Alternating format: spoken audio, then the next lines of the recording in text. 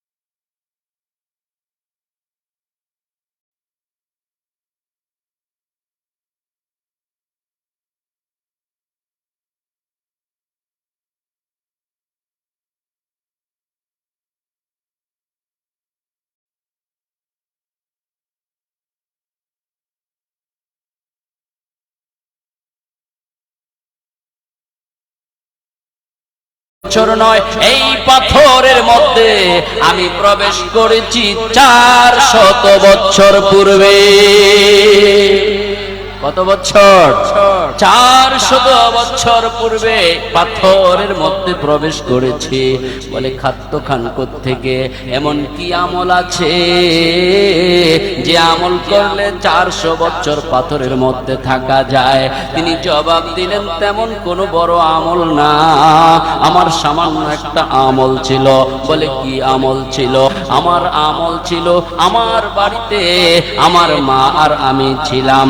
আমার মা ছিল বৃদ্ধা, জয়ীবা, দুর্বলা। আমার মা বয়স্ক হয়ে গিয়েছে, বয়স্কা নারী। আমার মা বৃদ্ধা, জয়ীবা, দুর্বলা ছিলেন। আমার মায়ের খেদমত করার মতো আমি ছাড়া কেউ ছিল না। আমার মা যখন যা আদেশ করতেন সেটাই আমি পালন করতাম। মা বলতে দেরি হতো, মার কাজটা হতে দেরি হতো না। এরকম সন্তান আছে কিনা?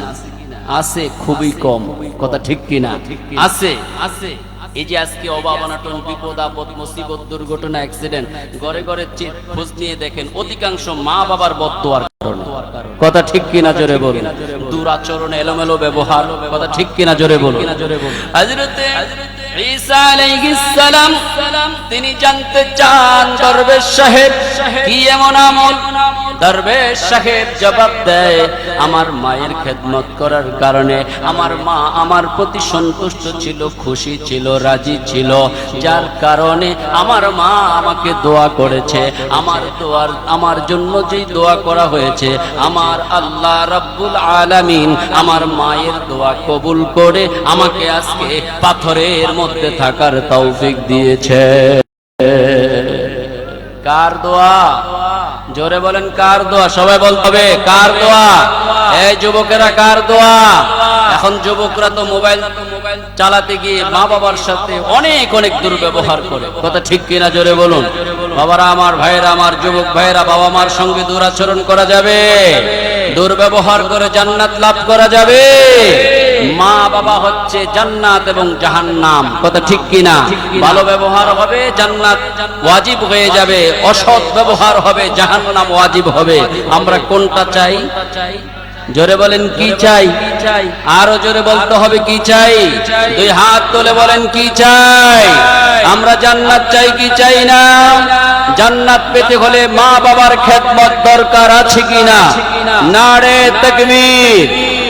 এই আওয়াজে চলবে না, এখানকার আওয়াজে ইবলিস যেন কয়েক বছরের জন্য দূর হয়ে যায়, কথা ঠিক কিনা জোরে বলুন। আরে জোরে দিতে হবে, নারে তাকবীর, নারে রিসালাত। পবিত্র ঈদে মিলাদুন নবী, পবিত্র ঈসা আলাইহিস সওয়াবের মাহফিল, আল্লাহ আমাদেরকে কবুল করুক, সকলে বলুন আমিন। হযরতে ঈসা আলাইহিস সালাম দরবেশ সাহেবকে জিজ্ঞাসা করলেন, খাদ্য খান কোত্থেকে? তিনি বললেন, আমি প্রতিদিন এখানে যে খাবারটা খেয়ে থাকি কুদরতি ভাবে একটি ফল আল্লাহ পাক বেহেশত থেকে কুদরতময় ভাবে আমার কাছে পাঠান, ওই ফলটা খেয়ে আমি অবস্থান করি। ঈসা আলাইহিস সালাম বললেন, বাড়ে লাগি এখনো এমন বান্দা জমিনে আছে যিনি 400 বছর তাসবিহ আদায় করছে, জিকির করছে, পাথরের মধ্যে জান্নাতি খাদ্য খাচ্ছে। ওগো বাড়ে লাগি এখনো এমন বান্দা জমিনে আছে। আল্লাহ পাক ওনার নবী হযরত ঈসা আলাইহিস সালাম যখন এই ব্যক্তির সানা সিফত করতেছিলেন, আমার বাড়ে এলাহি ঈদে মিলাদুন নবী, ঈদে মিলাদে হাবিবুল্লাহ পালন করার জন্য ঈসা আলাইহিস সালামকে বললেন, ওগো জলিলুল কদর রাসূল হযরত রূহুল্লাহ আলাইহিস সালাম, আপনি জেনে রাখুন 400 বছর থাকা দরবেশ সাহেবের এই পাথরের মধ্যে অবস্থান করার কারণে আপনি অবাক হয়ে গেলেন। অবাক হওয়ার কিছু নাই, আপনি জেনে রাখুন এই দরবেশ সাহেব 400 বছর ইবাদত করে যত ফজিলত অর্জন করেছে, আমার আখিরি জামানায় এমন একজন নবী আসবে, এমন একজন রাসূল আসবে, এমন একজন হাবিব মাহবুব আসবে, যেই রাসূলের কারণে, যেই হাবিব মাহবুব ওনার কারণে আমি সব কিছু সৃষ্টি করেছি। যেই রাসূল হাবিব মাহবুব আমার হাবিব, আমার বন্ধু হুজুর পাক সাল্লাল্লাহু আলাইহি ওয়াসাল্লাম, ওনার কারণে আপনি ঈসা আলাইহিস সালামকেও আমি সৃষ্টি করেছি। জোরে বলুন সুবহানাল্লাহ। হযরত ঈসা আলাইহিস সালাম ওনাকে আল্লাহ পাক জানিয়ে দিলেন, আমার আপনার নবীর মর্যাদা বর্ণনা করলেন।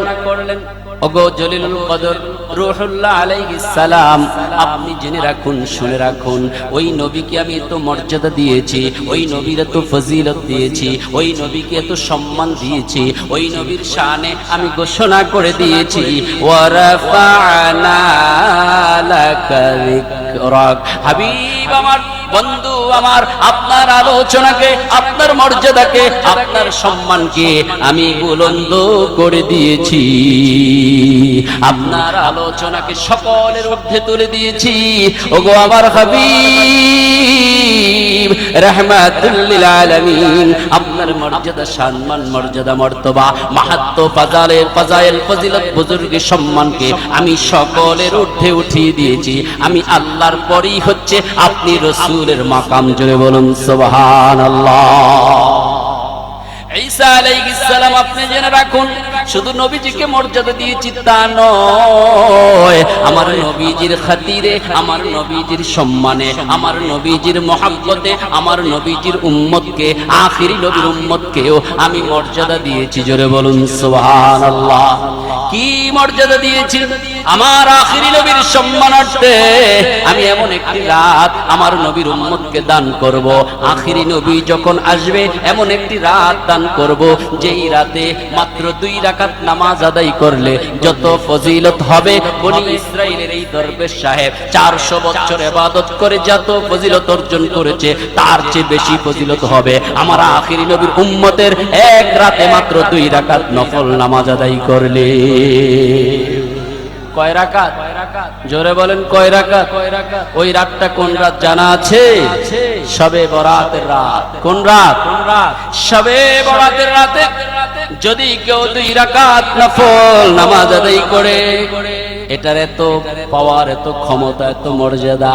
বনি ইসরাইলের ওই দরবেশ সাহেব 400 বছর পাথরের মধ্যে থাকলেন এবং প্রতিদিন একটি ফল আসতো জান্নাতি, সেটা খেতেন। সেখানে 400 বছর থেকে যত ফজিলত অর্জন করেছে তার চেয়ে বেশি ফজিলত আখিরি নবীর উম্মতের মাত্র একটি রাতে মাত্র 2 রাকাত নামাজ আদায় করতে যত সময় লাগে, এই সময়টুকু নামাজে ব্যয় করার কারণে 400 বছর ইবাদতের চাইতে বেশি হয়ে যায়। ঈসা আলাইহিস সালাম যখন জানতে পারলেন আখিরি নবী রাহমাতুল লিল আলামিন, ওনার ফজিলত আমার আল্লাহ পাক বর্ণনা করলেন। এইবার ঈসা আলাইহিস সালাম অত্যন্ত বিনয়ের সহিত বলতেছে, মাবুদ, ওগো আল্লাহ, আমি যদি নবী না হইয়া, আমি যদি রাসূল না হইয়া আখিরি নবী, শ্রেষ্ঠ নবী, উত্তম নবী, সর্বশেষ নবী, ওনার উম্মত হতে পারতাম, আমার জন্য কতই না ভালো হতো। ঈসা আলাইহিস সালাম নবী ছিলেন, রাসূল ছিলেন, কিন্তু আমার আপনার নবীর উম্মত হওয়ার জন্য দোয়া করে আমার আল্লাহ পাক বললেন, ওগো ঈসা আলাইহিস সালাম যান, আপনার দোয়া কবুল করে নিলাম, আমি আপনাকে আকাশে তুলে নেব। আমি আল্লাহ পাক আপনাকে আকাশে তুলে নেব, জমিনে আপনার আগে মৃত্যু হবে না, ইন্তেকাল হবে না, আপনাকে আকাশে তুলে নেব, আবার আমি জমিনের মধ্যে পাঠাবো, তবে নবী হিসাবে নয়, আমার আখিরি নবীর উম্মত হিসাবে। ঈসা আলাইহিস সালাম আবার আসবে কি আসবে না? জোরে বলেন আসবে কি না? নবুয়তের দরজা বন্ধ না খোলা? একদল তো বলে নবী আরো হবে, এই জন্য গোলাম মোহাম্মদ কাদিয়ানী নবী, এরকম আছে কি না? জোরে বলেন আছে কি না? আমার নবীজির পরে কোন নবী নাই, আছে? যদি দাবি করে সে কাটা কাফের, চির জাহান্নামী। কথা ঠিক কিনা? জোরে বলুন। আমরা আমার নবীর পরে যদি কেউ নবী দাবি করে তাকে আমরা কাফের বলবো না মুসলমান বলবো? কিন্তু এই ধাক্কা দেখবেন আবার কেউ আমাদের উপরে চাপিয়ে দেওয়ার চেষ্টা করবে। কথা ঠিক কিনা? আমাদের উপরে এরকম দেখবেন ওই পথে ঘাটে রাস্তায় আনাচে কানাচে ওই জঙ্গলে আপনাদেরকে ভুল বোঝানোর চেষ্টা করবে, এরকম আছে কি নাই? যারা নবী দাবি করে ফেলেছে ওই হয়েছে নেই, অথচ আমরাও আদৌ বলি, সব সময় বলি আমার নবীর পরে কোন নবী নাই। নবীজি বলেছেন আনা খাতামুন নাবিয়্যিন, আনা খাতামুন নাবিয়্যিন লা নাবিয়্যা বা'দি। আমার নবী বলেন আমি শেষ নবী, আমার পরে কোন নবী আসবে না, আমার পরে কোন নবী। এরপরে যদি কেউ ভুল বোঝায় তাহলে কি সে সঠিক বোঝালো না ভুল বোঝালো? জোরে বলেন কি বোঝালো?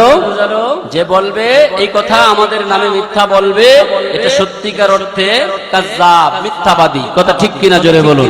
কাজে মিথ্যা অনেক বলা যায়, সামনাসামনি হলে বোঝা যাবে সে আসলে কতটুকু সত্যবাদী এবং কতটুকু মিথ্যাবাদী, স্পষ্ট হয়ে যাবে। কথা ঠিক কিনা? জোরে বলুন।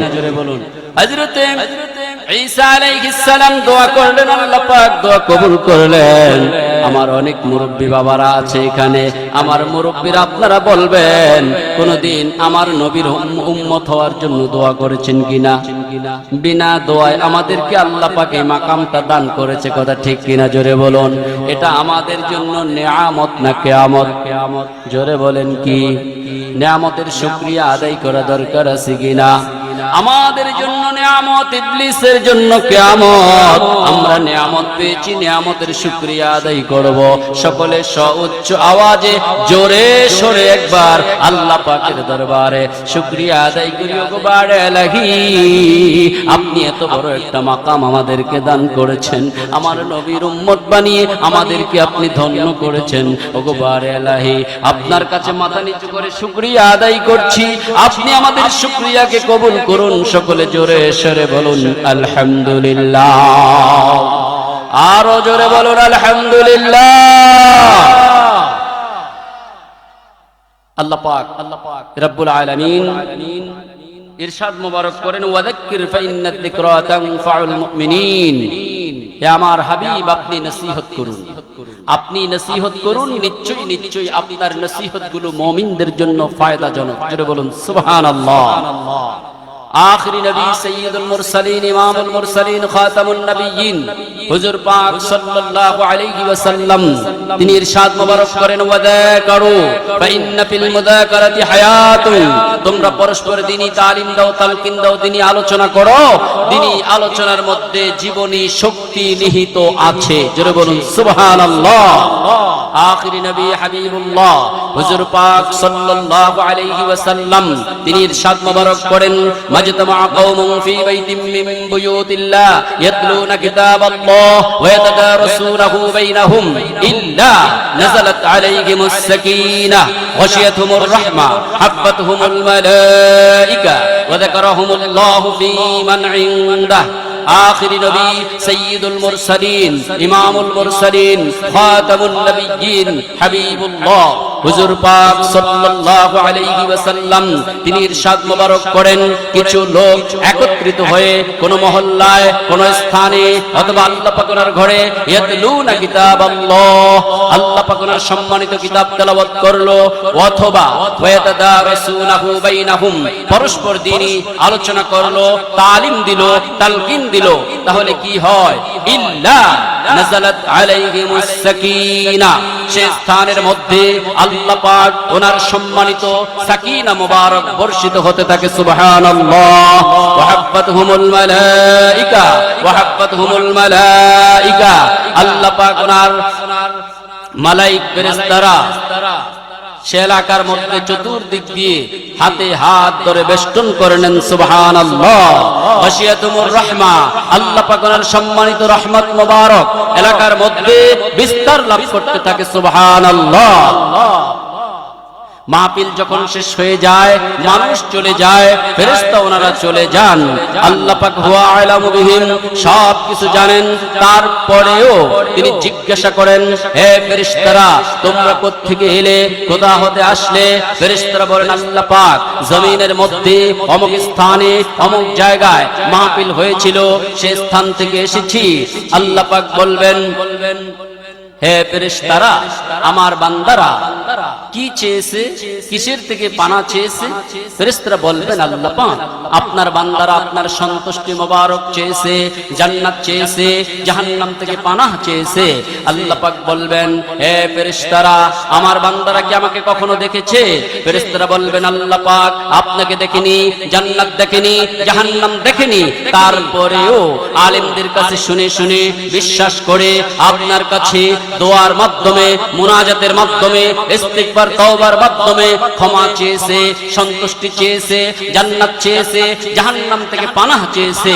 আল্লাহ পাক বলেন, ওয়াউশহিদুকুম আন্নী ক্বাদ গফারতু লাহুম, হে ফেরেশতারা তোমরা সাক্ষী থাকো, এই মাহফিলে যত লোক এসেছে আমি তাদের প্রত্যেকের জিন্দেগীর সমস্ত গুনাহ খাতাগুলো ক্ষমা করে দিলাম। সুবহানাল্লাহ। ফেরেশতাদের মধ্যে একজন আদবের সহিত দাঁড়িয়ে জিজ্ঞাসা করেন, বারে এলাহি, এই মাহফিলে অনেক লোক হয়েছে সত্যি, একজন লোক ছিল ফাসিক, ফুজ্জার, কবিরা গুনাহে গুনাহগার।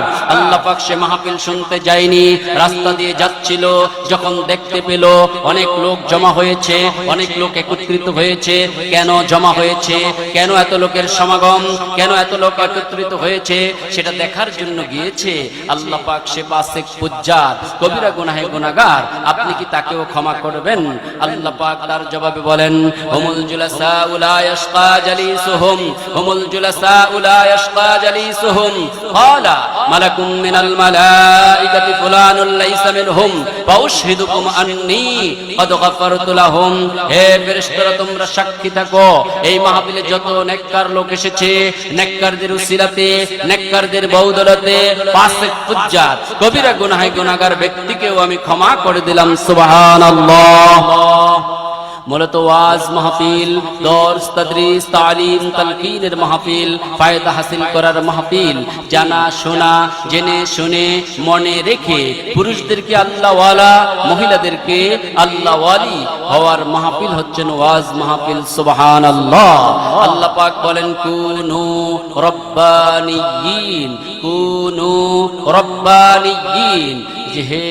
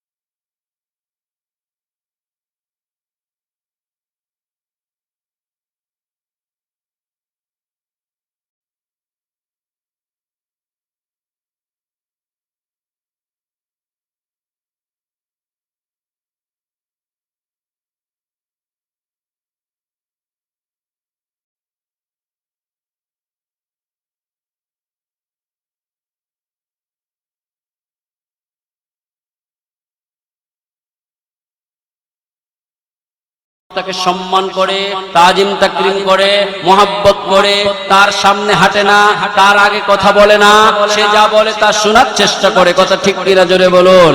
তাহলে আল্লাহওয়ালা মানুষের দাম আছে, কিন্তু লোক কম আছে। কথা ঠিক কিনা? তাহলে আমাদের সবাইকে আল্লাহ পাক বলেছেন, একজন রিকশা চালক, একজন কৃষক, একজন চাকরিজীবী, একজন ব্যবসায়ী, সবাইকেই, সব শ্রেণীর লোককেই আল্লাহ পাক বলেছেন, কুনু, হয়ে যাও, কি হবে? রব্বানিয়িন, রবওয়ালা, আল্লাহওয়ালা। জোরে বলুন সুবহানাল্লাহ। যেমনি ভাবে মা বোনদেরকে আল্লাহওয়ালি হতে হবে, তেমনি ভাবে পুরুষদেরকে আল্লাহওয়ালা হতে হবে। কথা ঠিক কিনা জোরে বলুন। আল্লাহ পাক বলেছেন, ইয়া আইয়ুহাল্লাযীনা আমানুত্তাকুল্লাহ হাক্কা তুকাতিহি ওয়া লা তামুতুন্না ইল্লা ওয়া আনতুম মুসলিমুন। হে ঈমানদারগণ, আল্লাহ পাককে ভয় করো। কতটুকু ভয় করবে? বাতাস আসলে ভয় করবে, তুফান আসলে ভয় করবে, ঘর নড়াচড়া করলে ভয় করবে, নদীতে ঢেউ উঠলে ভয় করবে, ভূমিকম্প হলে ভয় করবে। যখন এগুলো থেমে যাবে, এগুলো স্তব্ধ হয়ে যাবে, তখন আবার ভয় চলে যাবে, নাচ গান, তারপরে বেপরদা বেহায়াপনা আবার মশগুল হয়ে যাবে। এরকম ভয় নয়, আল্লাহ পাককে ভয় করো, ভয় করার মতো ভয় করো। জোরে বলুন সুবহানাল্লাহ।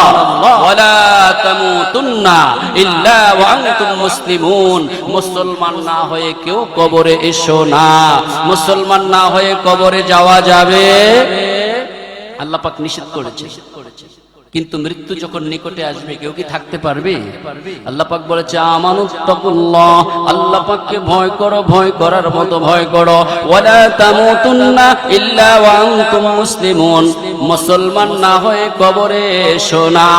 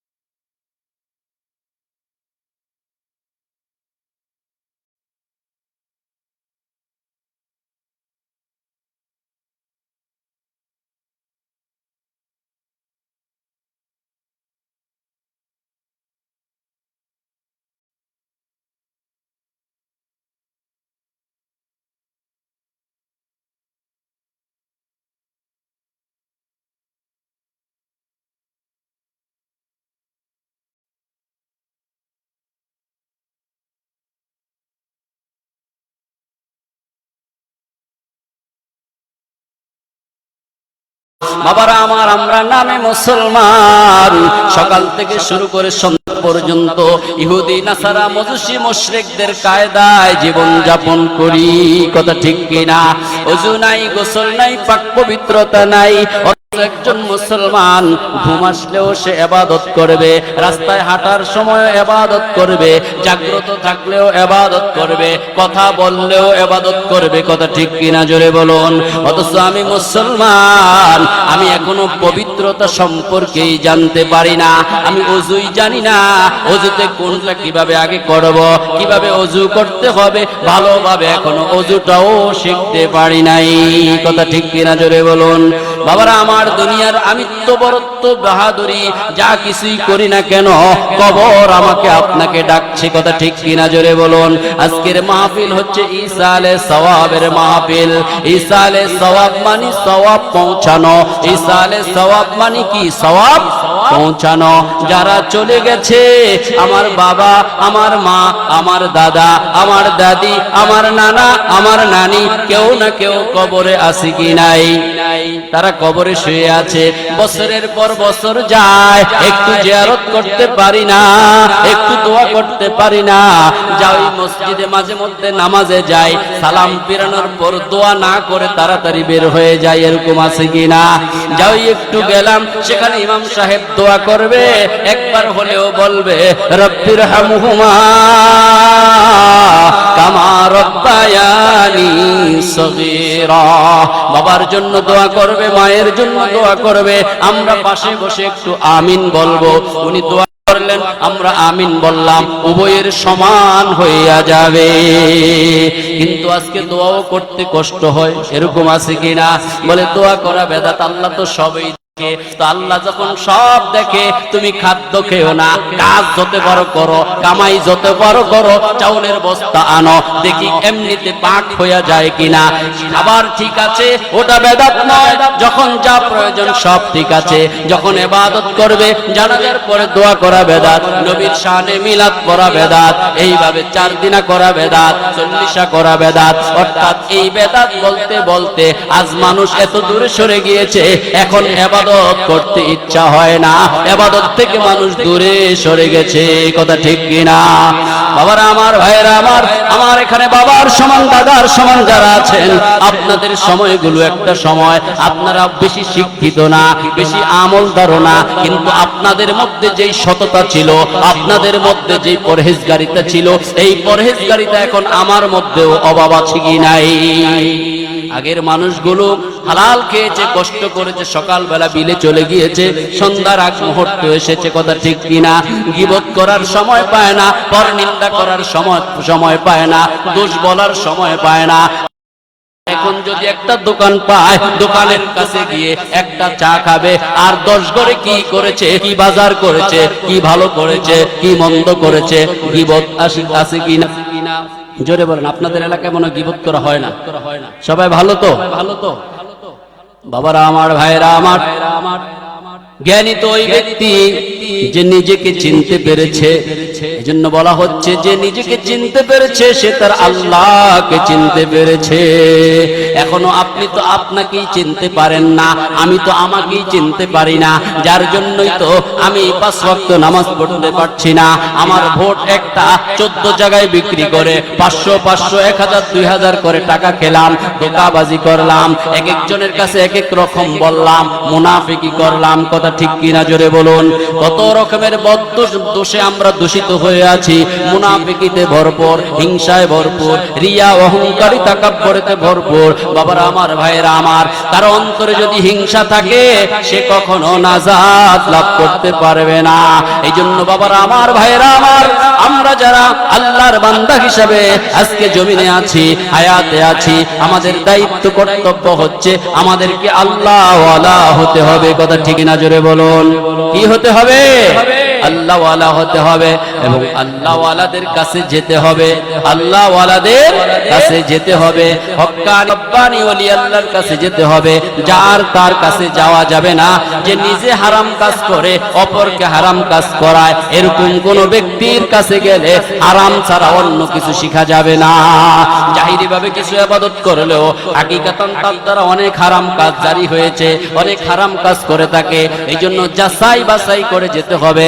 যার দ্বারে গেলে কোন রকমের হারাম নয়, একটা মুস্তাহাব তিনি ছেড়ে দেন না, এমন একজন ব্যক্তির কাছে গিয়ে সোহবতে গিয়ে বায়াত হয়ে কালবি জিকির করে নিজে আল্লাহ ওয়ালা হতে হবে, পরিবারের সবাইকে আল্লাহ ওয়ালা আল্লাহ ওয়ালি বানাতে হবে। ঠিক কিনা জোরে বলুন।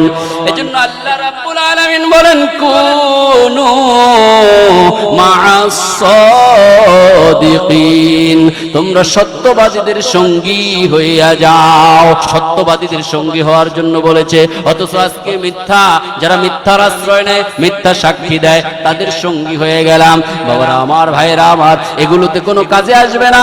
কেউ কারো আপন নয়। চক্ষু দুটি বন্ধ করে দেখুন, আপনি আজকে মৃত্যুকে ভুলে গেলেও মৃত্যু কিন্তু আমাকে ভুলে নাই, আপনাকে ভুলে নাই। মৃত্যু আমাকে ডাকছে, কবর আমাকে ডাকছে।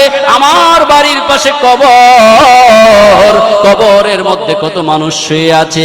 এই জন্য বলা হয়েছে, তুমি কোন বাড়ি ঘরের দিকে না তাকাইয়া, এই বাড়ি ঘরের যারা মালিক ছিল, এই বাড়ি ঘর যারা পরিচালনা করেছিল, এদের মধ্যে বহু লোক কবরে শুয়ে আছে, তাদের দিকে তাকাও, তাহলে তুমি আল্লাহ ওয়ালা হয়ে যেতে পারবে। কথা ঠিক কিনা জোরে বলুন। বাড়ির দিকে তাকিও না, বাড়ির মালিকের দিকে তাকাও।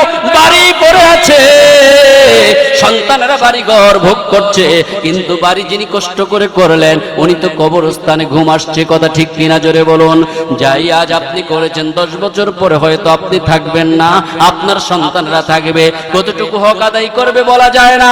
এই জন্য বাবারা আমার, ভাইরা আমার, আজকে ইসালে সওয়াবের মাহফিল, সকল কবরবাসীদের রূহের মাগফিরাত কামনায় মাহফিল। কবরবাসীরা কবরে শুইয়া আমাদের দিকে তাকায়া আছে। আজকে কত খুশি কবরের রূহগুলো, কবরবাসীগুলো কত খুশি যে আজকে আমাদের এলাকার মধ্যে আমাদের জন্য দোয়ার মাহফিলের আয়োজন করেছে। আমাদের জন্য দোয়া হবে, দোয়াগুলো পেয়ে আমরা আল্লাহর কাছে জান্নাতের উসিলা করব। এই জন্য হাদিস শরীফে এসেছে, জমিনের মধ্যে কোন বান্দা বান্দি যখন দোয়া করে, কোন সন্তান যখন বাবার জন্য দোয়া করে, মায়ের জন্য দোয়া করে, ওই দোয়াগুলো, ওই নেকিগুলো আমার আল্লাহ বলেন, ও জিবরাইল আলাইহিস সালাম, তুমি যাও যাও জান্নাত থেকে, বেহেশতের থেকে মখমলের কাপড়ের রুমালে করে এই নেকিগুলো কবরে পৌঁছে দাও।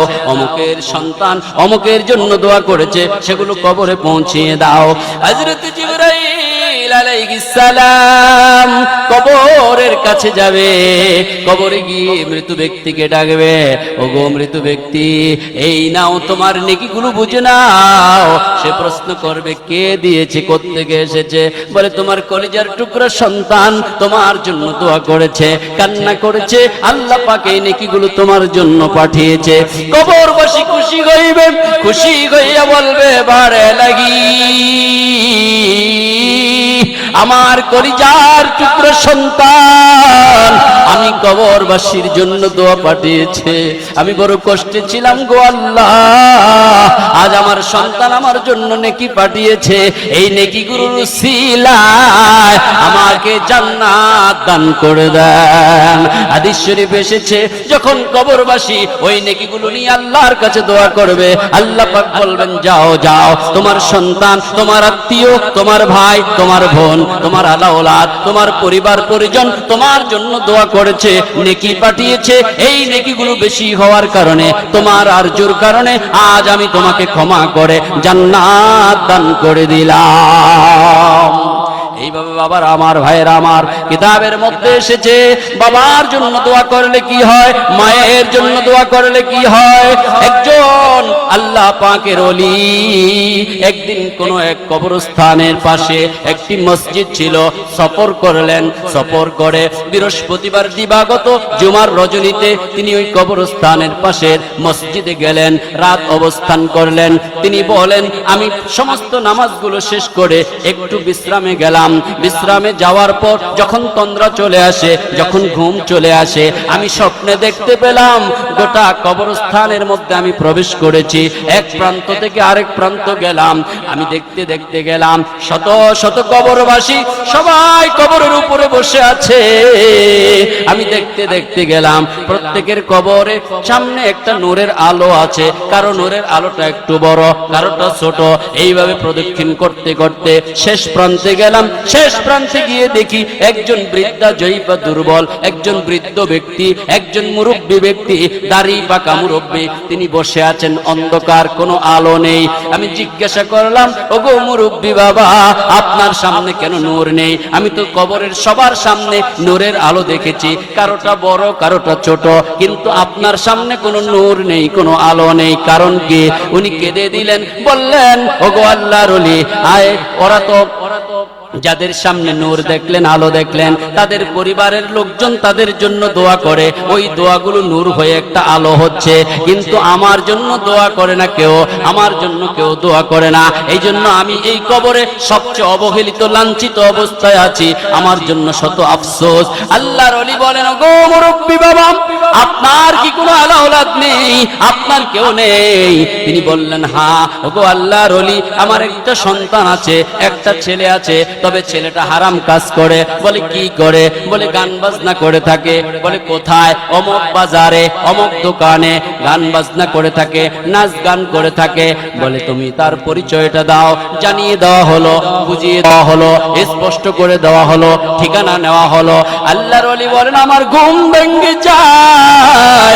আমি ঘুম থেকে উঠে তাহাজ্জুদ আদায় করি, তাহাজ্জুদ আদায় করে আমি ফজরের ওয়াক্তে ফজরের নামাজ পড়ি। ফজরের নামাজের সালাম ফেরানোর পর আমি সবাইকে জিজ্ঞাসা করি, ওগো বাবারা আমার, ভাইরা আমার, আপনারা তো এই মহল্লার, আপনাদের কবরস্থান তো এটা, আমি জানতে চাই এই কবরস্থানের শেষ প্রান্তে যে কবরটা কার? কেউ চিনে, কেউ চিনে না। একজন বলল, আমি চিনি, অনেক আগে ইন্তেকাল করেছে, নাম অমক। বলে তার কোনো কেউ আছে কিনা? বলে একটা সন্তান, ছেলে আছে। বলে কি করে? বলে বাজারের মধ্যে অমক দোকানের মধ্যে সে গান বাজনা করে থাকে। বলে আমাকে একটু তাকে একটু দেখে পাঠাও। তারা সংবাদ দিল, ওই ছেলেটা আসলো। আল্লাহর ওলি সবকিছু খুলে বললেন। খুলে বলার পরে ছেলেটা কাঁদলো বাবার কথা মনে করে। বাবা এত কিছু করে গেল, আজ বাবা কবরে কষ্ট পাচ্ছে, বাবা লাঞ্ছিত অবস্থায় কবরে আছে, বাবার সামনে কোনো নূর নেই। অনেক চোখের পানি ফেলে কাঁদলো আর তওবা করলো, ওগো আল্লাহর ওলি, আমাকে তওবা করিয়ে দিন, আমি তওবা করতে চাই, আমাকে তওবা করিয়ে দিন, আমি আর গান বাজনা করব না, আমি আমার বাবার জন্য দোয়া করব। আল্লাহর ওলি যখন তওবা করিয়ে দিলেন বাবা,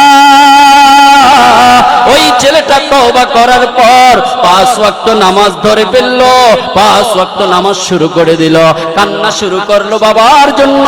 প্রত্যেক নামাজের পর পর সন্তান হাত তুলে বলে, রব্বির হামহুমা কামা রব্বায়ানি সগীরা। ওগো বাড়ে লাগি, আমার বাবা আমার মায়ের ছোট বড় সব গুনাহ মাফ করে দেন। যেভাবে আমার বাবা আমার মা আমাকে লালন পালন করেছে, আমাকে দেখশুন করেছে, তার চেয়ে উত্তম ভাবে আমার বাবা মাকে কবরে লালন পালন করুন। জোরে বলুন সুবহানাল্লাহ। সন্তান যখন দোয়া শুরু করে দেয়, আল্লাহর ওলি তো চলে যান। পরের সপ্তাহে বৃহস্পতিবার আবার তিনি আসলেন সফর করে। আল্লাহর ওলি বলেন, আমি 1 সপ্তাহ পরে আবার যখন আসলাম, আমি দেখতে পেলাম একই স্বপ্ন, একই অবস্থা। আমি রাত্রে বেলা ঘুমিয়ে পড়লাম, আমি দেখতে পেলাম কবরস্থানে প্রবেশ করেছি, প্রত্যেকেই কবরের উপরে উঠে বসে আছে, সমস্ত লাশগুলো কবরের উপরে বসে আছে। আমি এক প্রান্ত থেকে অপর প্রান্তে যাচ্ছি হেঁটে হেঁটে। আমি দেখতে পেলাম গত সপ্তাহে যাদের সামনে নূরগুলো দেখেছি, কারোটা কারো তুলনায় একটু বড় হয়ে গেছে। অর্থাৎ 1 সপ্তাহে তো অনেকের আলাউলাদগণ দোয়া করেছে, দান খয়রাত করেছে, একটু বড় লাগছে, কারোটা স্বাভাবিক আছে। আমি দেখতে দেখতে শেষ প্রান্তে গেলাম। গত সপ্তাহে যার কবরটা জীর্ণ শীর্ণ, যার কবরের সামনে কোনো নূর ছিল না, কোনো আলো ছিল না, আমি তখন গিয়ে দেখলাম সেখানে সবচেয়ে বড় একটা নূরের আলো জ্বলতেছে। আমি জিজ্ঞাসা করলাম, বাবা 1 সপ্তাহের ব্যবধানে এত বড় নূর কিভাবে আসলো এবং এত সম্মানিত কিভাবে হলেন? এবার তিনি কেঁদে বললেন, ওগো আল্লাহর ওলি, এই নূরের উসিলা একমাত্র মাধ্যম হচ্ছেন আপনি। বলে আমি কিভাবে? বলে আপনি গত সপ্তাহে ঠিকানা নিয়ে আমার কলিজার টুকরা সন্তানকে যখন বুঝালেন, বুঝানোর পরে আমার সন্তান বুঝে আমার জিয়ারত করা শুরু করে দেয়, আমার জন্য নামাজ পড়ে দোয়া করে, আমার জন্য দান খয়রাত করে। এই দানের কারণে আমার আল্লাহ আজ আমাকে এই কবরস্থানে সবচেয়ে বড় সম্মানিত হিসাবে কবুল করেছে। সন্তানের দোয়া বাবা মায়ের জন্য দরকার আছে কিনা? জোরে বলেন আছে কিনা? সারা জীবন বাবা আমার জন্য দোয়া করে, মা দোয়া করে, এখন তো বাবার জন্য আমাকে দোয়া করতে হবে, কথা ঠিক কিনা? জোরে বলুন। একজন বাবা আমাকে আপনাকে জীবনভর মৃত্যু পর্যন্ত চেষ্টা চালিয়ে যায় আমার কলিজার টুকরা সন্তানটাকে কিভাবে প্রতিষ্ঠিত করা যাবে, কথা ঠিক কিনা? জোরে বলুন। কিন্তু একজন মা 10 মাস 10 দিন পেটে ধারণ করে, মা এই শব্দটা যে কত মধুর, এই শব্দটা যে কত উত্তম, এই শব্দটা যে কত শ্রেষ্ঠ, যে মা হারিয়ে ফেলেছে সেই বুঝবে মায়ের দাম কত, কথা ঠিক কিনা? জোরে বলুন। মা আমার এমন মা, যেই মা আমাকে এত আদর করেছে, এত লালন পালন করেছে। এই শীতের রজনীতে বাবা আপনাকে আমাকে কত সুন্দর আশ্রয় আমার মা দিয়েছে। আজকে তো কত বড় বড় বিল্ডিং হয়েছে বাবা, আজ থেকে 20-30 বছর পূর্বে তো এত বিল্ডিং ছিল না। বনের ঘর ছিল, চনের ঘর ছিল, কোন রকম ঘর বাড়ি ছিল। ওই ভাঙ্গা ঘরগুলোতে বাবা মা আমাকে শীত লাগতে দেয় নাই, মায়ের কাপড় দিয়ে জড়িয়ে রেখেছে, পেশাব করে দিয়েছি। মা কষ্ট করেছে, সর্বশেষ ভিজা কাপড়টা মা জড়িয়ে রেখেছে, আমাকে শুকনা আঁচলটা দিয়ে রেখেছে, কথা ঠিক কিনা? জোরে বলুন। এগুলো তো বানানোর কথা না, মা তো এমন দরদি ছিল, মা কষ্ট পেয়েছে, আপনাকে আমাকে কষ্ট দেয় নাই। ওই মা আজ কবরে শুয়ে আছে। আপনি মোনাজাতের পরে গিয়ে বাড়িতে কম্বলের নিচে ঘুম আসবেন, আপনার আমার বাবা মা এই ঠান্ডা মাটিতে কবরে শুয়ে আছে। আল্লাহ কি জান্নাতি বিছানা দিছি কিনা জানি না, যদি না দেয় ওই মায়ের জন্য কি করতে হবে, ওই মার জন্য কি দোয়া করা দরকার। আমরা তো সন্তান, মায়ের জন্য জীবনে কি করেছি, বাবার জন্য কি করেছি। আমরা যখন ঈদের দিন এসেছে, দুনিয়ার সবাই গোসল করে ফেলেছে, আমার মা আমাকে গোসল করে ঈদগাহে পাঠিয়েছে। ঈদগাহ থেকে এসেও দেখেছি সবার গোসল শেষ, বাবাও গোসল করে ফেলেছে, ঈদগাতে চলে গিয়েছে, নতুন কাপড়টা মা গোসল করিয়ে পরিয়ে দিয়েছে। ঈদগাহ থেকে এসে দেখেছি আমাদের জন্য খাবার রেডি করতেছে, কথা ঠিক কিনা? মা গোসল করার সময় পায় না, মা গোসল করছে সব শেষে, সব শেষে মা গোসল করেছে। এত আদর করে লালন পালন করে আমাদেরকে আজ জমিনে রেখে গেল। ওই মাকে কিভাবে ভুলতে পারলাম, ওই বাবাকে কিভাবে ভুলতে পারলাম বাবা? আমরা যদি ওনাদেরকে ভুলে যাই, এর চেয়ে বড় গাদ্দারি, এর চেয়ে বড় নাফরমানি আর কিছু হতে পারে না, কথা ঠিক কিনা? জোরে বলুন। আমার কথাটা ঠিক আছে কিনা? বাবারা আমার, ভাইরা আমার, মাকে কষ্ট দেওয়া যাবে না, বাবাকে কষ্ট দেওয়া যাবে না। আজকে ইসালে সওয়াবের মাহফিল তো এটাই আলোচনা করতে হবে, ইসালে সওয়াবের মাহফিলে তো এই কথাগুলোই বলতে হবে। ইসালে সওয়াব কারে কয়? যারা কবরে চলে গিয়েছে, যারা ইতিপূর্বে চলে গিয়েছে, ওনার জন্য জীবিতরা দোয়া করবে ওনাদের জন্য, কথা ঠিক কিনা? জোরে বলুন।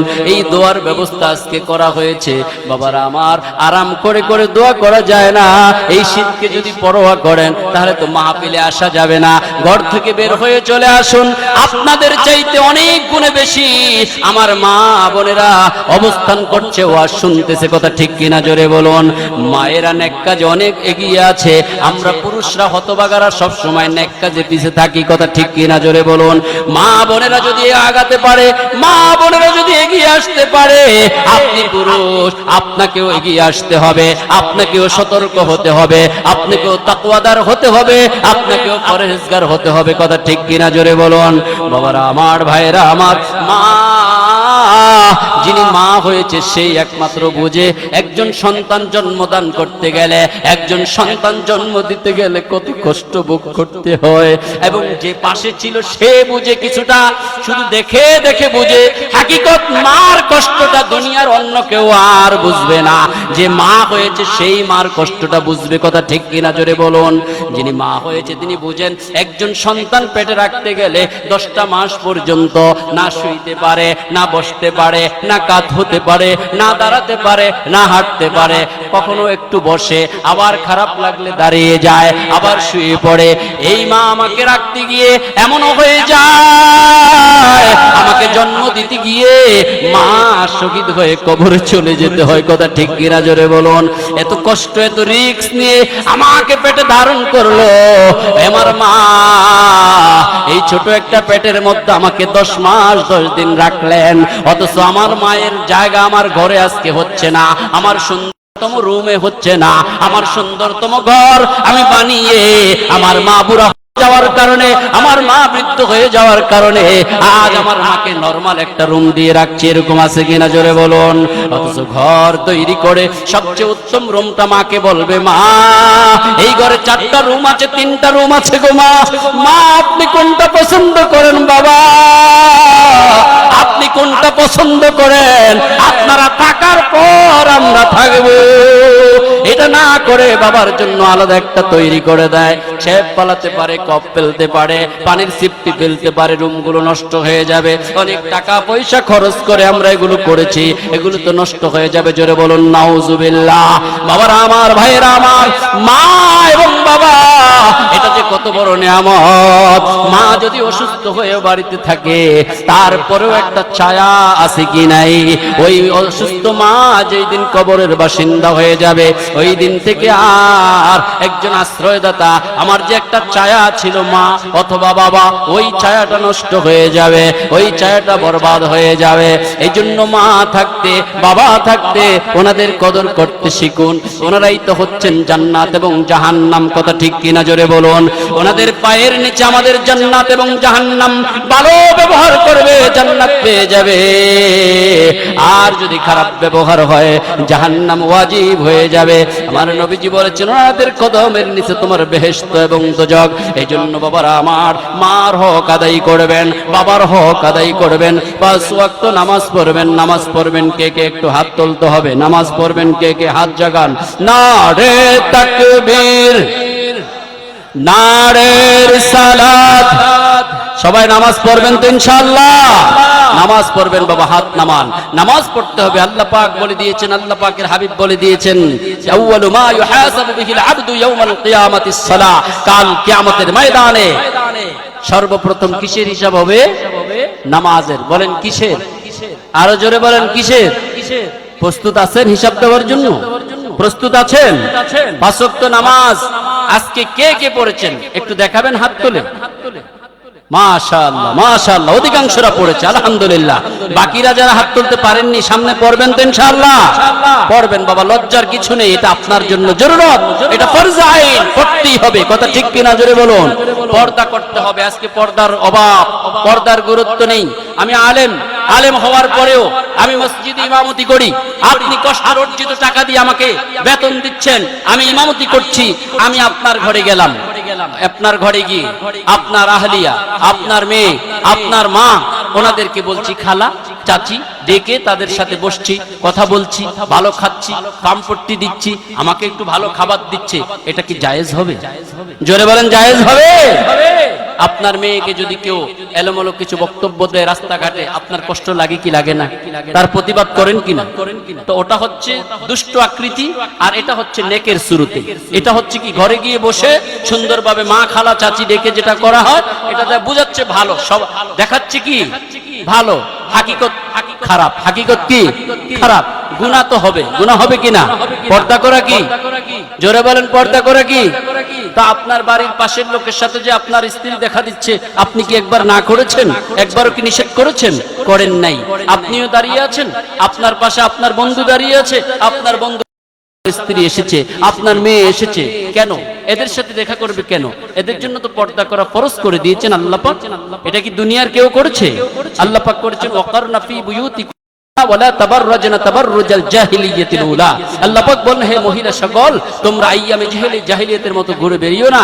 তোমরা আইয়ামে জাহিলিয়াতের মতো কি করো না? ঘুরে বেরিও না। অর্থাৎ তোমরা কি করো? হেফাজতে থাকো, তোমরা আলাদা থাকো, তোমরা পর্দার মধ্যে থাকো। যেভাবে আইয়ামে জাহিলিয়াতের লোকগুলো ঘুরে বেড়াতো, সেইভাবে তোমরা রাস্তাঘাটে ঘুরে বেরিও না। হয়তো আমাদের কথাগুলো কষ্ট লাগতে পারে, কিন্তু একদিন কাজে লাগবে, একদিন কাজে লাগবে। দুনিয়াতে হক কথাটা একটু তিতা, কষ্ট হয়, কষ্ট হয়, কিন্তু এটা কিন্তু একদিন কাজে লাগবে। যেই দিন কাফনের কাপড়ে ঢুকে যাবেন, সেই দিন আপনি দেখবেন। এই জন্য আমার নবীজি বলেছে, প্রত্যেকটা মানুষ, প্রত্যেক উম্মত ঘুমন্ত আছে। আমরা এখন জাগ্রত না? জোরে বলেন, কি জাগ্রত না? সব দেখি কি না? কিন্তু আমার নবীজি বলতেছেন, আমার উম্মতেরা, আল্লাহর বান্দারা ঘুমন্ত। কি ঘুমন্ত? যখন তার মৃত্যু হবে তখন সে জাগ্রত হবে। কথাটা কেমন হলো? যখন মৃত্যু হবে তখন সে জাগ্রত হবে। অর্থাৎ আমি এখন জাগ্রত ঠিকই, কিন্তু চোখ থাকার পরেও অন্ধ। চোখ থাকার পরেও কি? দেখার পর দেখি না, শোনার পর শুনি না, বলার সুযোগ আছে বলি না। কথা ঠিক কি না? বলি না। সবকিছু দেখতেছি, জানি নামাজ পড়লে সওয়াব হবে, নামাজ না পড়লে গুনাহ হবে, বিড়ি সিগারেট পান করলে গুনাহ হবে। কথা ঠিক কি না? তারপরও এই একটা পৃথিবীর মধ্যে এই খাবারটা নিজেই নিজেকে স্বীকার করে, আমি দোষী, আমাকে গ্রহণ করো না। কথা ঠিক কিনা?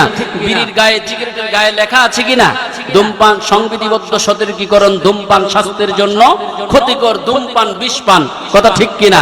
এটা নিজেই নিজেকে দোষী বলে স্বীকার করে, কিন্তু তারপরে মুখে যায় কি যায় না? জোরে বলেন, যায় কি যায় না? এটা নিজে বলতেছে আমি দূষিত, এটা বিষ পান, তুমি এটা পান করবা, মানে বিষ পান করলা। তারপরে বিষ কিন্তু স্বেচ্ছায় পান করছি, কিন্তু নামাজ বলে আমাকে তুমি গ্রহণ করো, আমি তোমাকে জান্নাতে নিয়ে যাব। জোরে বলুন সুবহানাল্লাহ।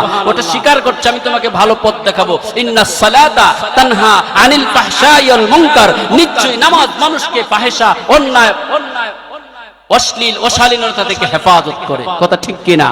অথচ এটাকে আমরা গ্রহণ করতে পারি না। এটা আমাকে বলতেছে আউয়াল মিফতাহুল জান্নাতিস সালাহ, নামাজ বেহেশতের চাবি। নামাজ কিসের চাবি? বেহেশতের চাবি। বেহেশতে যেতে হলে প্রথম আমার নামাজ লাগবে, নামাজ না হলে চাবি হবে না, চাবি না থাকলে তালা খুলবে না, তালা না খুললে দরজা দিয়ে ঢোকা যাবে না। তাহলে নামাজ হচ্ছে আমার বেহেশতের চাবি, সেই নামাজ আমি জেনে শুনে ছেড়ে দিচ্ছি। আর আমাকে বিড়ি বলতেছে আমাকে গ্রহণ করো না, আমি দূষিত, আমাকে গ্রহণ করলে তুমি কি হবে? নিজেও দূষিত হবে। যারা এগুলো পান করে তাদের শ্বাসকষ্ট, তাদের বিভিন্ন ক্যান্সার হয়ে যায়, তাদের রোগগুলো সহজে সারে না, তাদের ওষুধে কাজে লাগে না। কথা ঠিক কিনা? জোরে বলুন। শরীরটাকে বিষাক্ত করে ফেলে। অথচ এটা স্বইচ্ছায়, সজ্ঞানে, সুস্থ শরীরে, সরল মনে এটাকে মুখে নিচ্ছে। কথা ঠিক কিনা? জোরে বলুন। এই জ্ঞানী হওয়ার পরেও সে এটাকে নিচ্ছে। আর নামাজ বলতেছে আমি তোমাকে ভালো রাখবো, আমি তোমাকে সুস্থ রাখবো। হাদিস শরীফে এসেছে, আল্লাহ পাক কোরআন শরীফে বলেছে যে 5 ওয়াক্ত নামাজ পড়বে, আমি তার অন্তরটাকে পেরেশানি মুক্ত করে দিব, হাতটাকে রিজিক দ্বারা ভরপুর করে দিব, সে কোনোদিন অভাব বুঝতে পারবে না। জোরে বলুন সুবহানাল্লাহ। আল্লাহ পাক বলতেছেন নামাজিরা নামাজ পড়লে সে অভাবে থাকবে না, অভাব দূর হয়ে যাবে, অল্পতে অনেক বরকত হবে। কথা ঠিক কিনা? কিন্তু সেটা আমরা আজকে করতে পারছি না। এই জন্য আমার নবীজি বলেছেন, এই পৃথিবীতে আমার উম্মতের হায়াতের জিন্দেগিতে 3 জন বন্ধু আছে। কয়জন বন্ধু? জোরে বলতে হবে, কয়জন বন্ধু? প্রত্যেকের 3 জন বন্ধু আছে। আল্লাহ পাক ওনার হাবিব বলেন, ও আমার উম্মতেরা, ও আমার সাহাবায়ে কেরাম রাদিয়াল্লাহু তাআলা আনহুমগণ, আমি কি বলবো এই 3 বন্ধুকে, এই 3 বন্ধুর পরিচয় কি, এই 3 বন্ধু সম্পর্কে আপনাদের জানতে হবে। সাহাবায়ে কেরাম রাদিয়াল্লাহু তাআলা আনহুমগণ বললেন, ইয়া রাসূলুল্লাহ, ইয়া হাবিবাল্লাহ সাল্লাল্লাহু আলাইহি ওয়াসাল্লাম, আপনি দয়া করে 3 বন্ধুর পরিচয় তুলে ধরুন। আল্লাহ পাক ওনার হাবিব হুজুর পাক সাল্লাল্লাহু আলাইহি ওয়াসাল্লাম বললেন, হে সাহাবায়ে কেরাম রাদিয়াল্লাহু তাআলা আনহুমগণ, একটু দরুদ শরীফ পাঠ করুন। আল্লাহুম্মা সাল্লি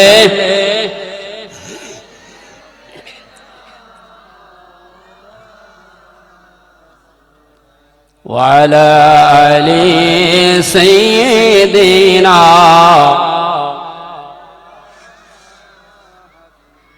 মুহাব্বতে বলুন আল্লাহুম্মা সাল্লি আলা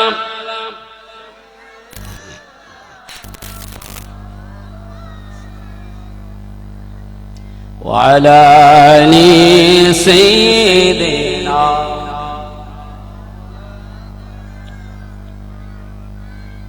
কোথায় রইলাম প্রাণের নবীজি আপনাকে সরিয়া আপনি বিনে কি লাভ হবে আমরা ধরায় বাঁচিয়া আল্লাহুম্মা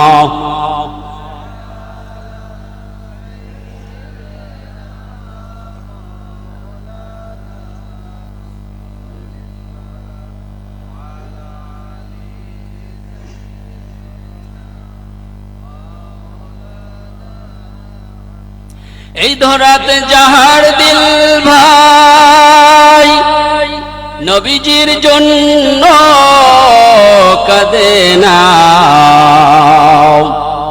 রোজ হাসরে ভাইজান তারা নবীজির দিদার পাবে না আল্লাহুম্মা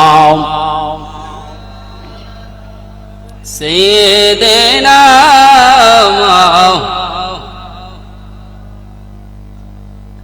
وعلى آل سيدنا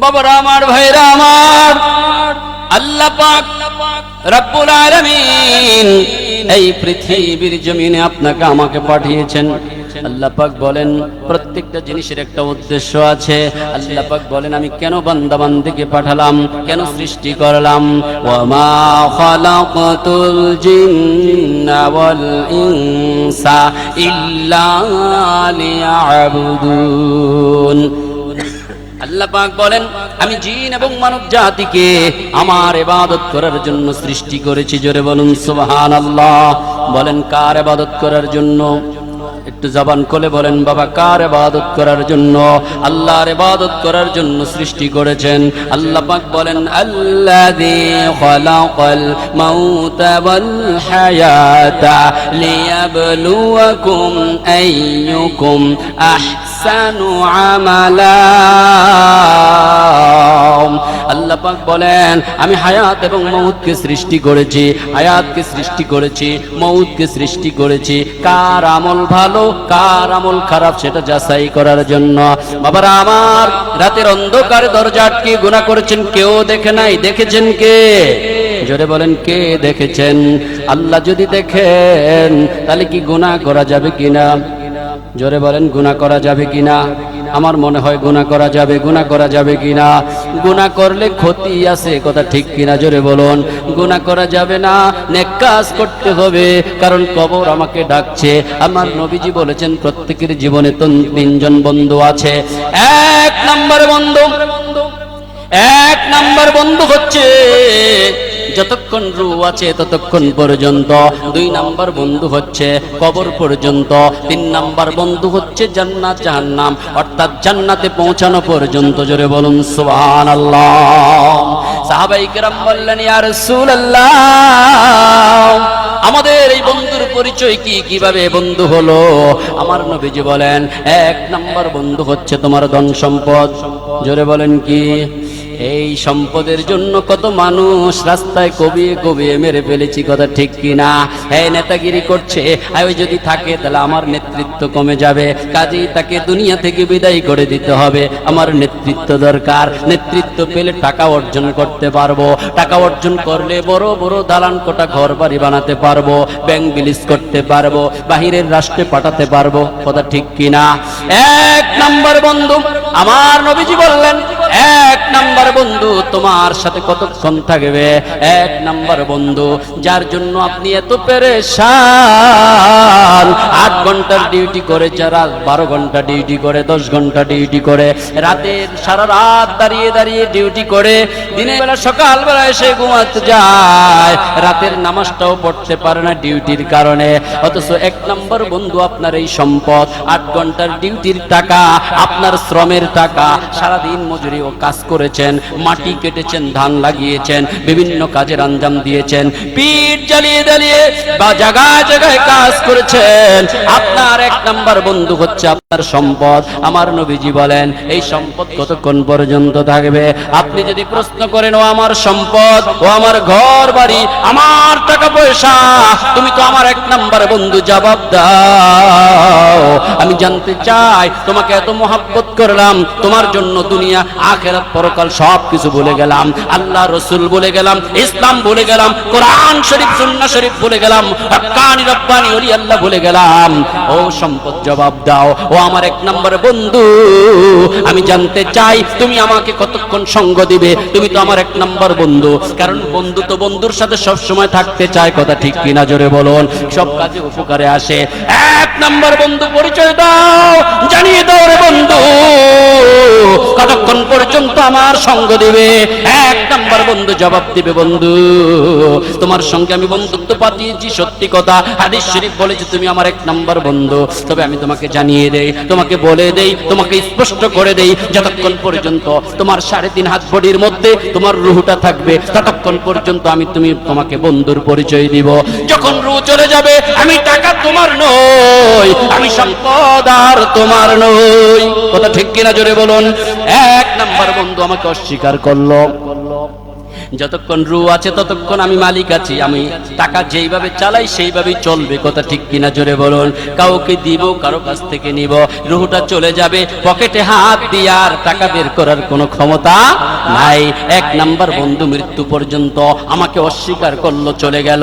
ও বন্ধু, তুমি আমার সঙ্গে এত কষ্ট করেছো, রাতের পর রাত, দিনের পর দিন আমাকে সঙ্গ দিয়েছো, আমি তোমাকে অস্বীকার করে চলে গেলাম। এইবার 2 নাম্বার বন্ধু, প্রশ্ন করুন 2 নাম্বার বন্ধুকে কবর পর্যন্ত কে তোমরা? 2 নাম্বার বন্ধু, মা বলবে আমি, স্ত্রী বলবে আমি, সন্তান বলবে আমি, আত্মীয় স্বজন বলবে আমি, খালাতো ভাইরা বলবে, প্রতিবেশীরা বলবে আমরা তোমার বন্ধু। কতক্ষণ পর্যন্ত? কবর পর্যন্ত। কারণ তোমাকে মাটি না দেওয়া পর্যন্ত আমরা কেউ আসবো না। অর্থাৎ যখন মাটি দিয়ে ফেলবো, আমরা আর তোমার কবরের সামনে থাকবো না, থাকে কিনা? মাটি দেওয়ার পর কবরস্থান ছেড়ে চলে আসে, কথা ঠিক কিনা? 2 নাম্বার বন্ধু আমার বাবা, আমার মা, আমার ভাই, আমার বোন, আমার স্ত্রী, আমার সন্তান, আমার আত্মীয় স্বজন।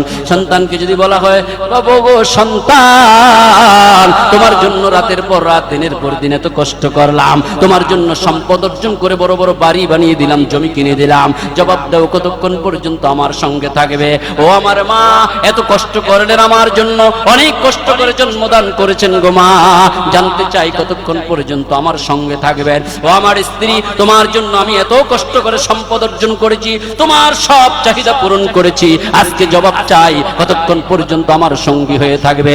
স্ত্রী জবাব দিবে, মা জবাব দিবে স্বামী, স্বামী জবাব দিবে স্ত্রীকে, স্ত্রী জবাব দিবে স্বামীকে, সন্তান জবাব দিবে বাবাকে, মা জবাব দিবে সন্তানকে। ও সন্তান জবাব নিয়ে যাও, আমি ততক্ষণ পর্যন্ত তোমার সঙ্গে আছি। স্ত্রী বলবে স্বামী, আমি আপনার সঙ্গে ততক্ষণ আছি। সন্তান বলবে বাবা জবাব নিয়ে যান, আমি ততক্ষণ আপনার সঙ্গে আছি যতক্ষণ আপনার লাশ কবরের উপরে আছে। যখন মাটি দিয়ে ফেলবো আর আপনার সঙ্গে বন্ধুত্ব নাই। মাটি দেওয়ার পরে এমন লাশ আছে, ঘরে মারা যাওয়ার পর কত তাড়াতাড়ি বের করবে চিন্তায় পড়ে যায়, কথা ঠিক কিনা জোরে বলুন? বৃষ্টি হয়ে দেখেন লাশের কত অবহেলা। যদি একটু ঘরে বৃষ্টি হয়, ওই উঠানের মধ্যে একটা কাপড় দিয়ে ঢেকে রাখে, সবাই ঘরের ভিতর থেকে যায়, লাশটাও দেখার মতো কেউ থাকে না। এই লাশটা কিছুক্ষণ আগ পর্যন্ত যখন রূহ ছিল ততক্ষণ পর্যন্ত তার কথা এই ঘরের মানুষগুলো উঠবোস করেছে, কথা ঠিক কিনা? কিন্তু আজকে লাশ হয়ে গেছে, ওই গুরুত্বটা নাই।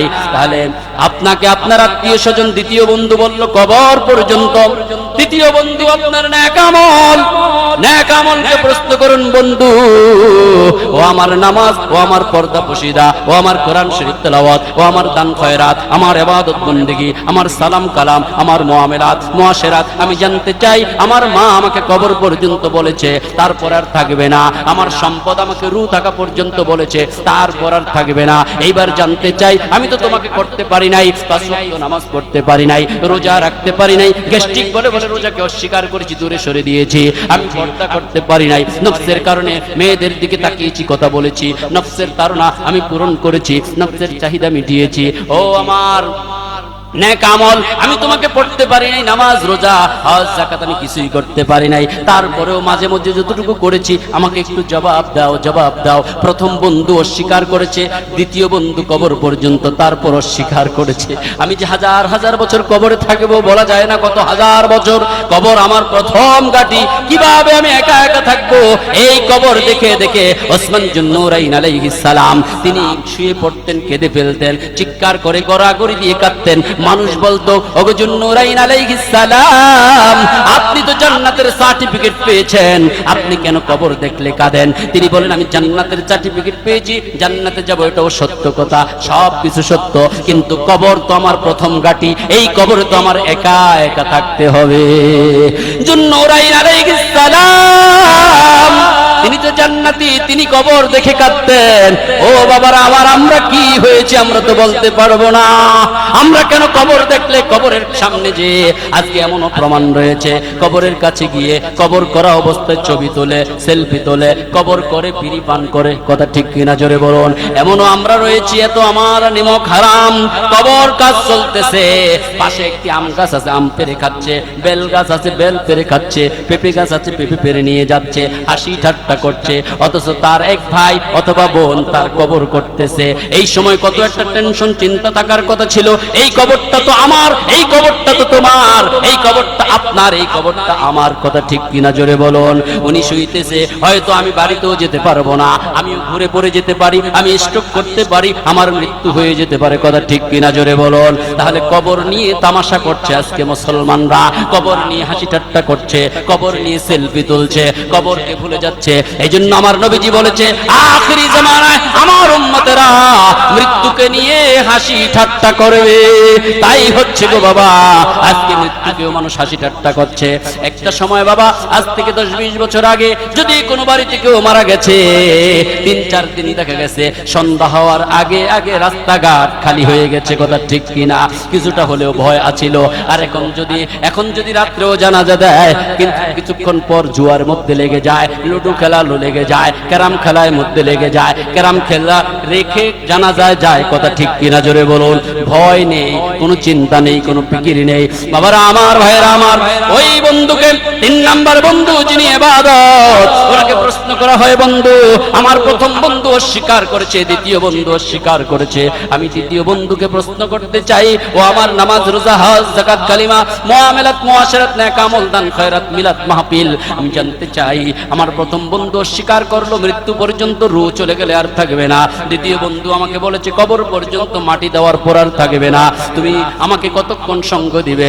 এইবার তৃতীয় বন্ধু আপনাকে বলবে, বন্ধু তুমি ভয় পেও না, বন্ধু তুমি চিন্তিত হও না, যদিও আমাকে গুরুত্ব দাও নাই, যদিও আমাকে বেশি মহব্বত করতে পারো নাই, আমাকে কম করেছো, তারপরও যতটুকু আছি আমি ওয়াদা দিচ্ছি তোমার সঙ্গে কবর, হাসর, পুলসিরাত, মিজান সমস্ত জায়গা, জান্নাত পর্যন্ত আমি তোমার সঙ্গে থাকবো। যেই বন্ধু আমাকে কবর পর্যন্ত স্বীকার করছে, যেই বন্ধু আমার রূহ থাকা পর্যন্ত স্বীকার করছে, আর যেই বন্ধু আমাকে জান্নাত পর্যন্ত স্বীকার করেছে, সেই বন্ধুকে আজ আমরা পালন করতে পারছি না, কথা ঠিক কিনা? কথা ঠিক কিনা জোরে বলেন। আমাদের দরকার আছে কিনা ইবাদত করার বাবা? আকীদা ঠিক রেখে, আকীদা শুদ্ধ রেখে বাবা। এক আছে তো জিরুর দাম আছে, কথা ঠিক কিনা? এক থাকলে আপনি এখানে শূন্য দিবেন, দাম হবে, না থাকলে কোনো দাম আছে? ঈমান আছে তো আমলের দাম আছে। আমল তো ইমানদারের জন্য, বেঈমানের জন্য কোনো আমল আছে? ইমানদার আমল যদি কমও করে কাজে লেগে যায়। নবীর প্রতি সুধারণা রাখতে হবে, নবীর আহলে বাইত শরীফের প্রতি সুধারণা রাখতে হবে। আমানতু বিল্লাহি ওয়া মালাইকাতিহি ওয়া কুতুবিহি ওয়া রাসূলিহি ওয়াল ইয়াউমিল আখিরি ওয়াল কদরি খাইরিহি ওয়া শাররিহি মিনাল্লাহি তাআলা ওয়াল বা'সি বা'দাল মাউত। এখানে 7টা বিষয়ের প্রতি বলা হচ্ছে ঈমান আনা ফরজ। আমানতু বিল্লাহ, আল্লাহর উপর ঈমান আনতে হবে, ওয়া রাসূলিহি, রাসূলের প্রতি ঈমান আনতে হবে।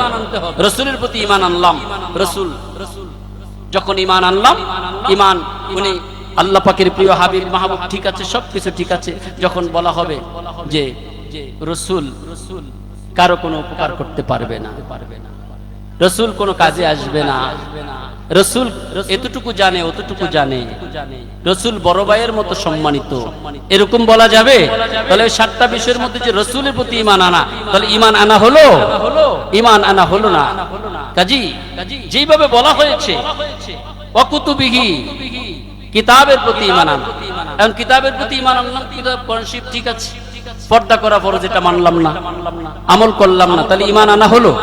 কোরআন শরীফে যা বলা হয়েছে তা হুবহু মানার নামই হচ্ছে ঈমান। ঈমানদার এবং পাক্কা আমলদার, কথা ঠিক কিনা জোরে বলুন। এখন ঈমান এনেছি কিন্তু কোরআন শরীফের বিপক্ষে সব কাজ করছি। এই জন্য বাবারা আমার, ভাইরা আমার, আল্লাহ পাক ওনার হাবিব মাহবুব নূরে মুজাসসাম হাবিবুল্লাহ হুজুর পাক সাল্লাল্লাহু আলাইহি সাল্লাম, ওনার সম্মান মর্যাদা মর্তবা আমাদেরকে বুঝতে হবে। এখানে বলা হচ্ছে সাইয়্যিদু সাইয়্যিদিল আয়াত শরীফ, পবিত্র ঈদে মিলাদে রাসূলুল্লাহ সাল্লাল্লাহু আলাইহি সাল্লাম ওনার সুমহান সম্মানার্থে, ওনার সুমহান সম্মানার্থে এবং এলাকার যত কবর আছে, শুধু এই এলাকার নয়, আশেপাশে যত কবর আছে সকলের রূহের মাগফিরাত কামনায়, কথা ঠিক কিনা জোরে বলুন। সমস্ত এলাকাতে, সারা পৃথিবীর সমস্ত মুসলমান ওনাদের রূহের মাগফিরাত কামনায় যত মুসলমানের কবর আছে, কথা ঠিক কিনা জোরে বলুন। তাহলে ঈদে মিলাদে হাবিবুল্লাহটা কি? ঈদে মিলাদে হাবিবুল্লাহ অর্থাৎ হুজুর পাক সাল্লাল্লাহু আলাইহি ওয়াসাল্লাম ওনার বিলাদত শরীফ আগমন উপলক্ষে মর্যাদা মর্তবা সানাসিপত করার নাম হচ্ছে মিলাদুন নবীর মাহফিল। জোরে বলুন সুবহানাল্লাহ। হুজুর পাক সাল্লাল্লাহু আলাইহি ওয়াসাল্লাম ওনার মর্যাদা শুরু হয়েছে, শেষ হবে না। আল্লাহ বলেছেন ওয়ারাফা'না লাকা যিকরাক, হাবিব আমার, আপনার মর্যাদাকে আমি বুলন্দ করেছি, আপনার মর্যাদাকে আমি বৃদ্ধি করেছি। কতটুকু করেছি? আপনার মর্যাদা বৃদ্ধি করতে করতে করতে করতে এমন বৃদ্ধি করেছি যে কিয়ামত পর্যন্ত কোন মানুষ ঈমানদার হতে পারবে না।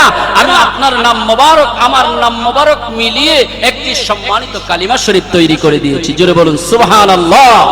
ওই কালিমা শরীফ লা ইলাহা ইল্লাল্লাহ একটা অংশ, মুহাম্মাদুর রাসূলুল্লাহ সাল্লাল্লাহু আলাইহি ওয়াসাল্লাম একটা অংশ, দুইটা মিলিয়ে একটি মূল কমপ্লিট কালিমা শরীফ তৈরি করে দিয়েছি।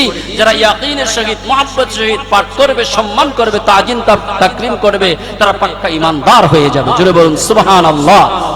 শুধু তাই নয়, হুজুর পাক সাল্লাল্লাহু আলাইহি ওয়াসাল্লাম ওনার সম্মান কতটুকু।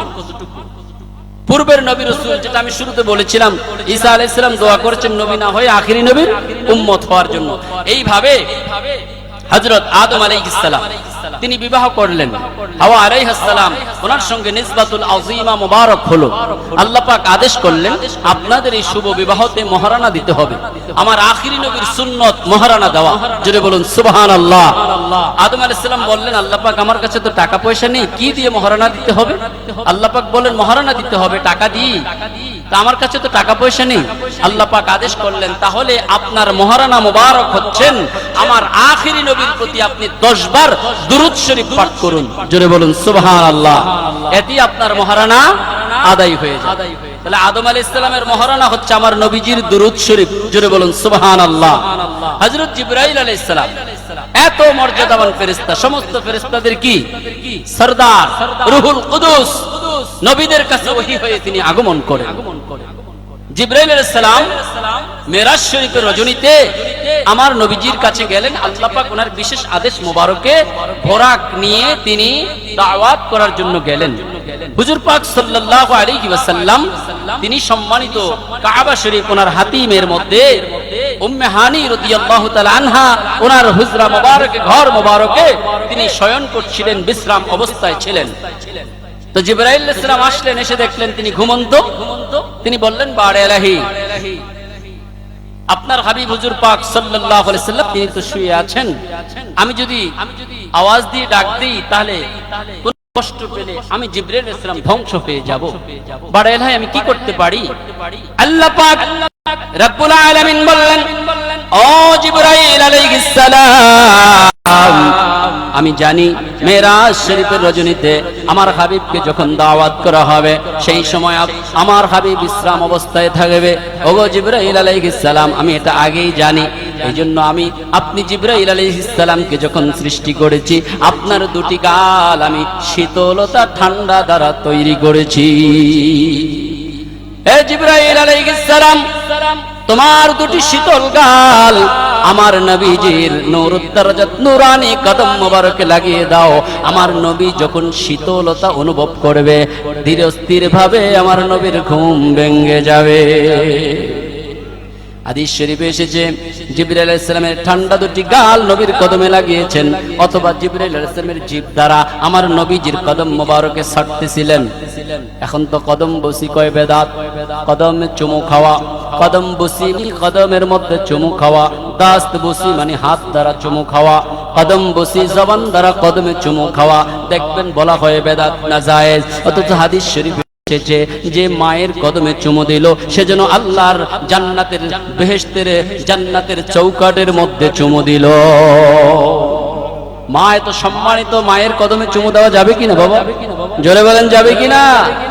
নাকি মাটি আছে চুমু দেওয়া যাবে না? মা তো তার চেয়ে অধিক ময়লা আমাকে দিয়ে যখন হয়েছিলাম, এই ময়লাগুলোর মধ্যে আমার মার কোলে যখন নিয়ে দিয়েছে হাতে, মা খুশি হয়ে চুমু দিয়েছিল। কথা ঠিক কিনা? মা তো ওই ময়লার দিকে খেয়াল করে নাই। এজন্য হুজুর পাক সাল্লাল্লাহু আলাইহি সাল্লামকে সাহাবায়ে কিরাম রাদিয়াল্লাহু তাআলা আনহুম কদম মোবারকে চুমু খেয়েছেন। সুবহানাল্লাহ।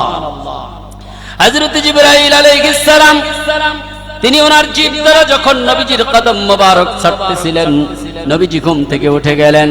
জিবরাইল আলাইহিস সালাম ঘুম থেকে যখন নবীজি উঠে গেল, জিবরাইল আলাইহিস সালাম কদম থেকে জিভটা সরালেন।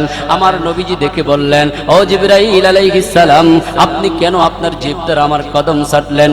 আপনি তো ফেরেশতাদের সরদার, আপনি তো রূহুল কুদুস, কাজী আপনি কেন এটা করলেন? বলি ইয়া রাসূলুল্লাহ, ইয়া হাবিবাল্লাহ সাল্লাল্লাহু আলাইহি ওয়াসাল্লাম, আমি রূহুল কুদুস হতে পারি, সিদরাতুল মুনতাহা আমার স্থান হতে পারে, আমি নবী রাসূলদের কাছে ওহী হয়ে যেতে পারি, কিন্তু আপনার কদমের কাছে আমার কোনো দাম নাই।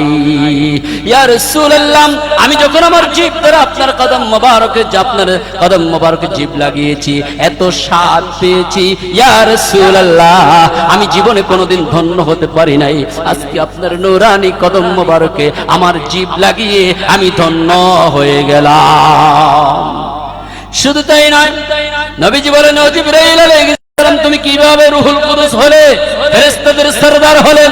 জিবরাইল আলাইহিস সালাম বলেন, ইয়া রাসূলুল্লাহ, ইয়া হাবিবাল্লাহ সাল্লাল্লাহু আলাইহি সাল্লাম, নবীজি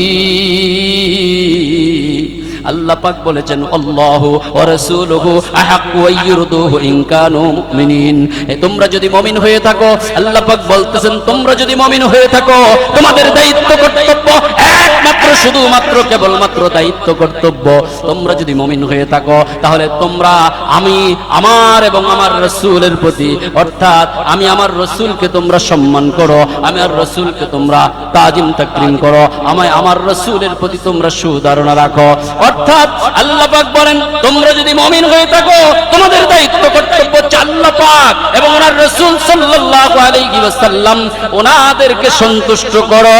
ওনারাই সন্তুষ্টি পাওয়ার সবচেয়ে বড় হকদার। কথা ঠিক কিনা? জোরে বলুন। আল্লাহ পাকের হাবিবকে সন্তুষ্ট করতে হবে।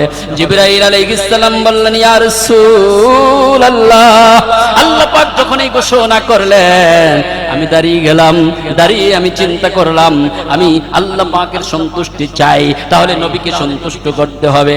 এই জন্য দাঁড়িয়ে দাঁড়িয়ে 1 বছর নয়, 2 বছর নয়, একাধারা 10,000 বছর আপনার প্রতি আমি দাঁড়িয়ে দাঁড়িয়ে সালাত সালাম পেশ করেছি। 10,000 বছর যেই দিন হয়ে যায়, আল্লাহ পাক ঘোষণা করে, ও জিবরাইল আলাইহিস সালাম, তুমি আমার নবীকে সম্মান করেছো, আমার নবীর প্রতি দুরূদ ও সালাম একাধারা 10,000 বছর পাঠ করেছো, যাও যাও, আজ থেকে তোমাকে আমি রূহুল কুদুস বানিয়ে দিলাম, আজ থেকে আমি তোমাকে ফেরেশতাদের সরদার বানিয়ে দিলাম। হুজুর পাক সাল্লাল্লাহু আলাইহি ওয়াসাল্লামকে সম্মান করার কারণে আল্লাহ পাক সম্মানিত করে দিলেন, ফেরেশতাদের সরদার বানিয়ে দিলেন। জোরে বলুন সুবহানাল্লাহ। আরশ আজিম, আমার নবীজি মেরাজ শরীফের রজনীতে আরশ আজিম মোবারকে যখন গেলেন, আরশ আজিম বলতেছে, বারে লাগি আমি আরশ আজিম আপনার কাছে ফরিয়াদ জানাই, আপনার হাবিব আমার আরশের মধ্যে জাহিরি ভাবে আনুষ্ঠানিক ভাবে এসেছে, আমি আরশে আজিম ধন্য হতে পারি নাই। আপনার হাবিব হুজুর পাক সাল্লাল্লাহু আলাইহি ওয়াসাল্লাম ওনার নালাইন শরীফ নিয়ে যদি আমি আরশের মধ্যে কদম রাখে, ওনার জুতা মুবারক নিয়ে যদি আমি আরশের মধ্যে কদম রাখে, জুতা মুবারকের নিচে যেই ধুলি বালুগুলো লেগে আছে, ওই ধুলি বালুগুলো আমি আরশের মধ্যে যখন পড়বে, আমি আরশ আজিম ধন্য হয়ে যাব। আরশে আজিম ধন্য হয় আমার নবীজির জুতা মুবারকের ধুলি পেয়ে। জোরে বলুন সুবহানাল্লাহ। আর সেই রাসূলকে আজ আমরা চিনলাম না, সেই রাসূলের শান মান মর্যাদা মর্তবা আমরা বুঝতে পারলাম না। এইজন্য বাবারা আমার, ভাইয়েরা আমার, আমাদের দায়িত্ব কর্তব্য হুজুর পাক সাল্লাল্লাহু আলাইহি ওয়াসাল্লাম ওনার সম্মান ইজ্জত মহব্বত আমাদেরকে বুঝতে হবে। কথা ঠিক কিনা জোরে বলুন। রাসূলকে যদি দুনিয়ায় না চেনা যায়, কবরে গিয়ে চেনা যাবে না। রাসূলকে দেখিয়ে দেওয়া হবে উনি কে।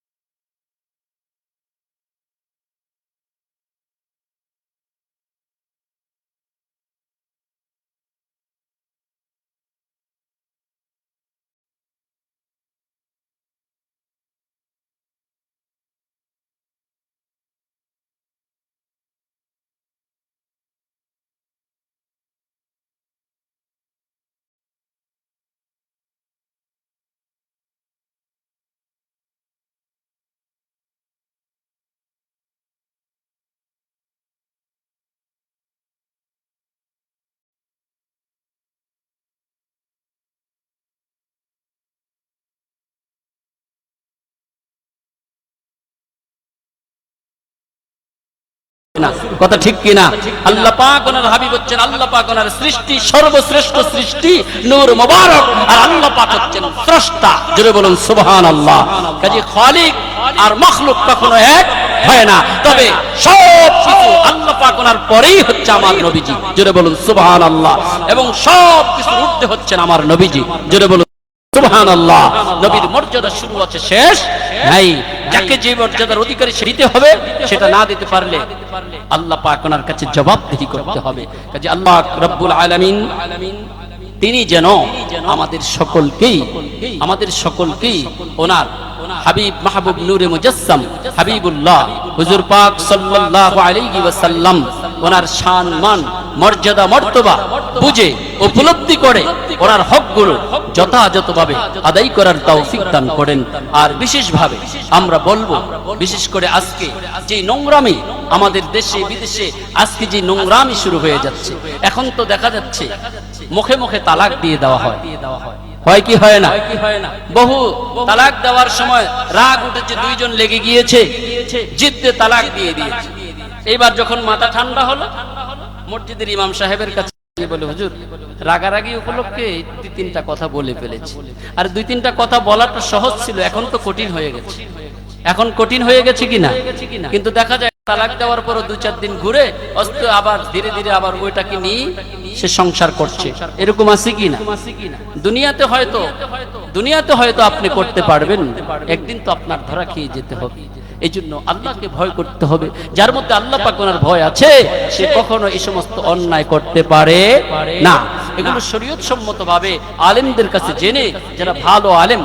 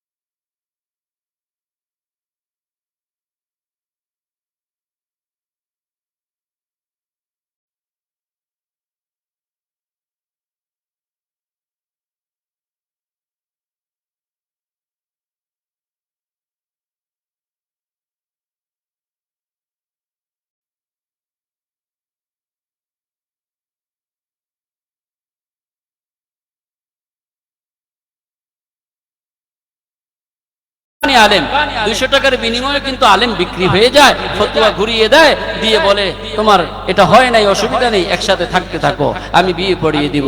কিন্তু না, শরীয়ত যেভাবে বলে সেইভাবে একজন হক্কানি আলেমের সাথে যোগাযোগ করে ফায়সালা নিয়ে আপনি কাজটা আদায় করে ফেলুন, দেখবেন আপনি বিপদগামী হবেন না। না হয় যে আপনাকে সহযোগিতা করেছে সেও বিপদগামী হবে, আপনি স্বামী বা আপনি স্ত্রী, আপনারা প্রত্যেকেই বিপদগ্রস্ত হতে হবে। কথা ঠিক কিনা জোরে বলুন। হারাবেন ইহকাল এবং পরকাল। ইহকালে মানুষ আপনাকে ধিক্কার দিবে, পরকালে আল্লাহ, রাসূল, ফেরেশতারা আপনাকে ধিক্কার দিবে। কথা ঠিক কিনা জোরে বলুন। এই জন্য এগুলো থেকে সাবধান থাকতে হবে। এবং আল্লাহ পাক বলেছেন যে তুমি আগুন থেকে বাঁচো, জাহান্নামের আগুন থেকে বাঁচো, তোমার পরিবার বর্গগণকে বাঁচাও। আপনাকে আগে বাঁচতে হবে, আগে আপনাকে কি করতে হবে? বাঁচতে হবে। তারপর আপনার দায়িত্ব আপনার স্ত্রী, আপনার মা, আপনার মেয়ে, আপনার ছেলে। আরো যদি যান বাবা না থাকে তাহলে ভাই আছে, ছোট ভাইয়েরা আছে, এদেরকে আপনাকে বাঁচাতে হবে। তারপর আপনার প্রতিবেশী যারা আছে তাদেরকে বাঁচাতে হবে। আপনি কি বাঁচালেন? মুরব্বী আছেন, ফজরের নামাজ পড়তে গেলেন, উপযুক্ত ছেলে ঘুমিয়ে আছে, একবার বললেন না তাকে, না বলার কারণে সে ধীরে ধীরে বেনমাজি হয়ে যাচ্ছে। আপনি যদি আজকে ডাক দিতেন, কালকে দিতেন, পরশুদিন দিতেন, দিতে দিতে একদিন ভাবতো সন্তান বা নাতি যে আমাকে দাদা প্রতিদিন ডাকে, কিভাবে না উঠে পারি, একদিন মনটাতে বাড়ি খাবে, ঘুম থেকে উঠে আপনার সাথে চলে যাবে নামাজে। কথা ঠিক কিনা? এই যে আপনি ডাক দিলেন না, আপনি নামাজ পড়লেন, কিন্তু আপনি না ডাক দেওয়ার কারণে সে পড়লো না।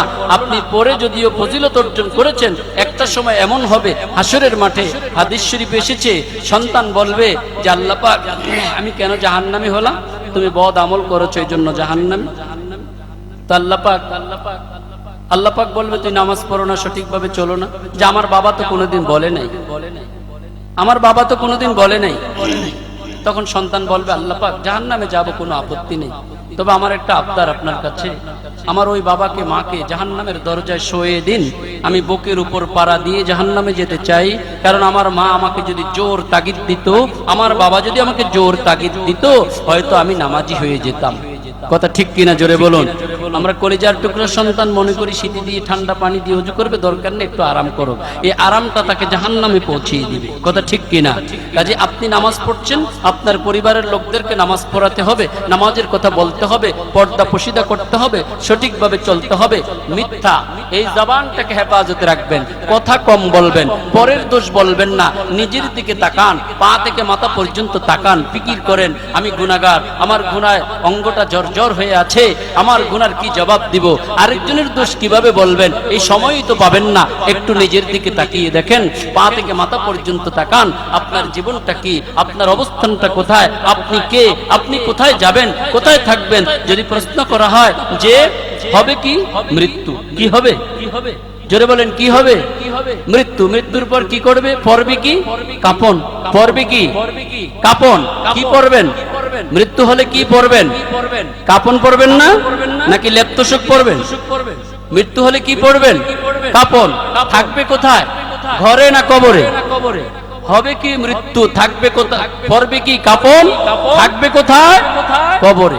এটা নিয়ে একটু ফিকির করেন না, একটু গবেষণা করেন না। গুনাহ আবার হবে কিভাবে? গুনাহ তো দোষ শুরু নেবে, গুনাহ থেকে দূরে সরে যাবেন। কাজী এগুলো নিয়ে ফিকির করেন। কবর দেখলে সেখানে অন্য চিন্তা করবেন না, একটু সালাম দেন কবরবাসীকে। আচ্ছা, কবরস্থানে যখন যান, কবরস্থানে যাওয়ার পরে সেখানে কি গিয়ে একটা টুলে বসে সুন্দর করে পরে কি সালাম দেন? আসসালামু আলাইকুম ইয়া আহলাল কুবুর। এই কথাটা দাঁড়িয়ে বলেন না বসে বলেন? তো কবরবাসীকে দেখা যায়? দেখা শর্ত। তো আসসালামু আলাইকুম ইয়া আহলাল কুবুর, এই কবরবাসী তোমার উপর শান্তি বর্ষিত হোক। কথা ঠিক কিনা? সালামটা বসে হলো না দাঁড়িয়ে হলো? তো আসসালামু আলাইকুম ইয়া রাসূলুল্লাহ, রাসূল মদিনা শরীফে আমাদের থেকে একটু দূরে। কথা ঠিক কিনা? আমাদের থেকে, আমরা ওনার থেকে একটু দূরে, কিন্তু কবরবাসী আমাদের সামনে, কবর দেখা যাচ্ছে, কিন্তু কবরবাসীকে দেখা যায় না। কথা ঠিক কিনা? আড়ালে সালাম দিচ্ছি কি দাঁড়িয়ে না বসে? আসসালামু আলাইকুম ইয়া আহলাল কুবুর। কবরবাসীকে যদি দাঁড়িয়ে সালাম দেন, সবার যিনি মালিক মদিনা শরীফে শুয়ে আছে, ওনাকে দাঁড়িয়ে সালাম দেওয়া বেদাত। জোরে বলেন কি বেদাত হবে না জায়েজ হবে? বরঞ্চ উত্তম ফজিলতের কারণ। জোরে বলুন সুবহানাল্লাহ। বাবা বেশি দলিলের প্রয়োজন হয় না, আকল বাঁধ কে লিয়ে কি ইশারা কাফি হয়, আকল বাঁধের জন্য ইশারাই যথেষ্ট। কাজী আমাদেরকে এই ভুলভাল বুঝিয়ে আর ধ্বংস করা যাবে না। একটি সময় আজ থেকে 10-20 বছর আগে যখন শবে বরাত এসেছে, মানুষের সংখ্যা ছিল কম, মানুষগুলো ছিল অল্প, অত শিক্ষিত না, কিন্তু এত ভালাই ছিল। শবে বরাত আসলে আগে 2-4 দিন আগে ঘর পরিষ্কার করত, চাদরটা ধুয়ে ফেলতো। হুজুর আসবে মিলাদ, কথা মিথ্যা বলছিনি বাবা? বলেন তো মিথ্যা বলছি? কিন্তু আপনারা বড় আলেম ছিলেন না, আপনাদের মধ্যে ছিল পরহেজগারিতা, তাকওয়া, আল্লাহ ভীতি, নবীর ভয়, নবীর মুহাব্বত। কথা ঠিক কিনা জোরে? এখন মাদ্রাসার অভাব নেই, মসজিদের অভাব নেই, ইমামতির অভাব নেই, ওয়াজের অভাব নেই, কিন্তু বেদাত বেশরা নাজায়েজ হারামে ভরপুর হয়ে আছে। কথা ঠিক কিনা? আসলটারে নকল বানিয়ে ফেলেছে, নকলটারে আসল বানাচ্ছে। কথা ঠিক কিনা? আসলটা আমরা ভুলে যাচ্ছি, জন্য সাবধান। আমার শত্রু আমার বাড়িতে, আমার শত্রু আমি লালন পালন, আমার দান সদকা খেয়ে আমার বিরুদ্ধে, ইমানের বিরুদ্ধে ফতোয়া দিচ্ছে। কথা ঠিক কিনা জোরে বলো? খুব সাবধান থাকতে হবে। আমার শত্রু এখন ইন্ডিয়া নয়, ইন্ডিয়া এটা কাফের আছে, এটা তো আছেই, কিন্তু এখন আমার ইমানের শত্রু আমার ঘরের পাশে আমাকে বাধা দিচ্ছে। এটা করা যাবে না, ওটা করা যাবে না, ওটা ওলি আল্লাহর কাছে যাওয়া যাবে না, মিলাদ দাঁড়িয়ে পড়া যাবে না, ওটা বেদাত, ওটা এগুলো করতে করতে করতে করতে কি করতেছে যে এখন মুসলমান কি করবে? মিলাদ করবে না, জিয়ারত করবে না, 4 দিনা করবে না, 40 করবে না, তাহলে পূজা শুরু করে দিয়েছে এখন। কথা ঠিক কিনা জোরে বলো? তাহলে এখন পূজা শুরু করে দিয়েছে, পূজাতে যাওয়া যাও, পূজাতে যাও, সেখানে গীতা পাঠ করো, সেখানে বরং টরং এগুলি পাঠ করো, এখানে বলো যে দুর্গা তোমার উপকার করছে, দুর্গা যখন আসে অনেক কিছু বরকত হয়, নাউজুবিল্লাহ। যেটা একজন হাত দ্বারা তৈরি করলো সেটা আমাকে কি বারাকা দিবে? তাহলে মিলাদ বেদাত, ওটা বেদাত, ওটা নাজায়েজ, তাহলে এটা করতে এখন তুমি করতে পারো না, তুমি করছো মূর্তি পূজা। কথা ঠিক কিনা জোরে বলুন? কাজেই যারা এগুলো কেউ নাজায়েজ বলবে তাদের দ্বারা আল্লাহ এরকমটাই করাবেন, শিরকি বেদাতি। যারা কথায় কথা বলবে শিরিক বেদাত, শিরিক বেদাত, তাদের দ্বারা আজ ওই শিরিক বেদাত হবে, কিন্তু করার পরও নিজেরা অনুধাবন করবে না যেটা শিরিক হচ্ছে। কথা ঠিক কিনা? কারণ ওই যে আমাদেরকে বঞ্চিত করছে, এই জন্য সব আসলে নকলে মিলিয়ে এখন তারা তার কাফারা দিবে। কথা ঠিক কিনা জোরে বলুন? আমরা ঠিকই থাকবো ইনশাআল্লাহ, আল্লাহ পাক ওনার রহমতে। কারণ আপনারা জানেন ঢাকা রাজারবাগ দরবার শরীফে একজন ওলি আল্লাহ আছে। কথা ঠিক কিনা? এই রাজশাহীবাসী কি জানে না? এই রাজশাহীর জমিনে রাজারবাগ দরবার শরীফের পীর সাহেব কিবলা কম এসেছেন, বহুবার এসেছেন। শহরে প্রত্যেকটা থানায়, গ্রাম, এই এলাকা তো এসেছেন।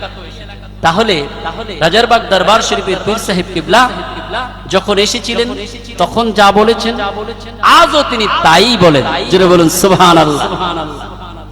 নির্বাচন যেরকম 5 বছর পর পর হয়, এক একটা নতুন কথা বের হয়। এই রাজনীতির শেষ আর শুরুর কথা কেউ খুঁজে পায় না, কিন্তু রাজারবাগ দরবার শরীফের পীর সাহেব কিবলা এরকম নন। তিনি শুরুতে যা বলেছেন আজকেও তা বলেন। তিনি শুরুতে পর্দা ফরজ বলেছেন, আজও তিনি পর্দাকে ফরজ বলেন। জোরে বলুন সুবহানাল্লাহ। তিনি শুরুতে যেভাবে যেটা বলেছেন আজও তিনি সেটাই বলেন, কোনো পরিবর্তন নাই। কারণ এটাই হচ্ছে কোরআন শরীফ, হাদিস শরীফ। কথা ঠিক কিনা? সেই শুরুতে আল্লাহ পাকের হাবিবের কাছে যা বলেছেন কিয়ামত পর্যন্ত ওটাই থাকবে। কথা ঠিক কিনা? ওটা ধুয়ে ধুয়ে ধুয়ে দিয়ে আমরা পানি খাচ্ছি, ওই ইলম নিয়ে নিয়ে আমরা চলছি। কথা ঠিক কিনা? কেউ সঠিক ব্যাখ্যা করছি, কেউ ভুল ব্যাখ্যা করে গোমরাহ হচ্ছি। কাজী রাজারবাগ দরবার শরীফের পীর সাহেব কিবলা সম্পর্কে আপনাদের জানা আছে, শোনা আছে। আমি এটাই বলবো আপনাদের এখান থেকে যাওয়া এখন অনেক সহজ হয়ে গেছে। আমার মুর্শিদ কিবলা একসময় অনেক কষ্ট করে এসেছেন, ফেরি পার হয়ে আসতেন। কথা ঠিক কিনা? ফেরি পার হয়ে আসতেন, রাস্তাঘাট এত ভালো ছিল না, বহু কষ্ট করে তিনি ওনার জীবনে সফর করেছেন। আজ বৃদ্ধ বয়সে তিনি চলে গিয়েছেন। এখন ইচ্ছা থাকলো পুরা রাজশাহীবাসীও যদি মিলে বলে হুজুর আপনাকে একটু চাই, কিন্তু ওনার আর আসা সম্ভব না। কারণ এত বৃদ্ধ বয়সে চলে গেছেন। এই বৃদ্ধ বয়স মোবারকেও তিনি প্রতিদিন একটা জাতীয় পত্রিকা বের করেন, যার নাম হচ্ছে দৈনিক আল ইহসান শরীফ। জোরে বলুন সুবহানাল্লাহ। এই পত্রিকাটা সমস্ত পৃষ্ঠাগুলো তিনি নিজ চোখ মোবারকে দেখেন, দেখার পর টিক চিহ্ন দিয়ে দেন, তারপর প্রেসে যায়। তাহলে এখানে কত সময়ের প্রয়োজন? কত সময়ের প্রয়োজন? মাসিক আল বাইনাত শরীফ, তিনি শুরু থেকে শেষ পর্যন্ত দেখেন, তারপরে ওকে করে দেন। প্রতিদিন 2, 3, 4টা 5টা কিতাব বের হচ্ছে, রিসালা বের হচ্ছে, অসংখ্য অগণিত কিতাব লেখা হচ্ছে, শত শত কোটি টাকার কিতাব ওনার লাইব্রেরিতে আছে। সুবহানাল্লাহ, শত শত কোটি টাকা, যা পৃথিবীর কোন লাইব্রেরিতে আর অত কিতাব কোথাও পাওয়া যাবে না, একমাত্র রাজারবাগ দরবার শরীফে পাওয়া যাবে। জোরে বলুন সুবহানাল্লাহ। তিনি এত আঞ্জাম দেন, প্রতি রাতে 1 ঘন্টার উপরে আমাদের জন্য দোয়া করেন। চোখের পানি মোবারক যে কিভাবে পড়তে থাকে, যে যাবে না সে দেখবে, সে ছাড়া অর্থাৎ যে গিয়েছে সেই বুঝবে যিনি এই বৃদ্ধ বয়সে আমাদের জন্য কত কান্না করছেন। আমাদের সুখ দুঃখ বিপদ আপদ গুলো ওনার চোখের সামনে ভাসছে, মজলুম মানুষের জন্য দোয়া করছে, ফিলিস্তিনবাসীদের জন্য দোয়া করছে, চোখের পানি মোবারক পেলে পেলে। প্রতি রাত তিনি 1টা, 1.5টা, 2টার পরে ওনার খানকা শরীফ থেকে যান এই বৃদ্ধ বয়সে। অথচ কত আরাম করা দরকার ছিল ওনার, কত একটু বিশ্রামে থাকা দরকার ছিল, এখনো তিনি রাত্রে বেলা ঘুম আসেন না। সুবহানাল্লাহ। প্রতিদিন তিনি ফজরের পর ইশরাক নামাজ পড়ে 2 থেকে 2.5-3 ঘন্টা তিনি সর্বোচ্চ বিশ্রাম নেন, তারপর আবার চলে আসেন। এই যে যা কিতাবাদি লেখা হলো আবার এগুলো দেখেন, কোনটা ভুল হলো কোনটা শুদ্ধ হলো, আবার তিনি ঠিক করে দিচ্ছেন, আবার এগুলো কম্পোজ করা হচ্ছে, আবার দেখছেন। এইভাবেই চলছে ওনার জীবন। তালিম তালকিন, প্রতি রাত এশারের পরে তিনি তালিম শুরু করেন, তারপরে মোনাজাত করেন, সোহবত দিয়ে দেখা সাক্ষাৎ দিয়ে তিনি 12টা, 1টা, 2টার পরে তিনি যান। এই বৃদ্ধ বয়স মোবারকে তিনি আর হয়তো আমরা আর জাহিরি ভাবে কোন জেলায় হয়তো ওনাকে পাবো না, অনেক বয়স মোবারক হয়ে গেছে। এই বয়সে মানুষ বহু অসুস্থতায় বহু কষ্টে থাকে বহু, কিন্তু তিনি তো আল্লাহ পাক ওনার ওলি, আল্লাহ পাক ওনার বিশেষ রহমতি হেফাজতে উনি আছেন। কথা ঠিক কিনা জোরে বলুন। কিন্তু তিনি সুন্দরভাবে আমাদেরকে নিয়মিত ভাবে 1 রাতের জন্য মিস হয় না। ঈদের রাত মানুষ গোস্ত খায়, বিভিন্ন ঘরে যায়, বিভিন্ন আড্ডা দেয়, কত কিছু করে।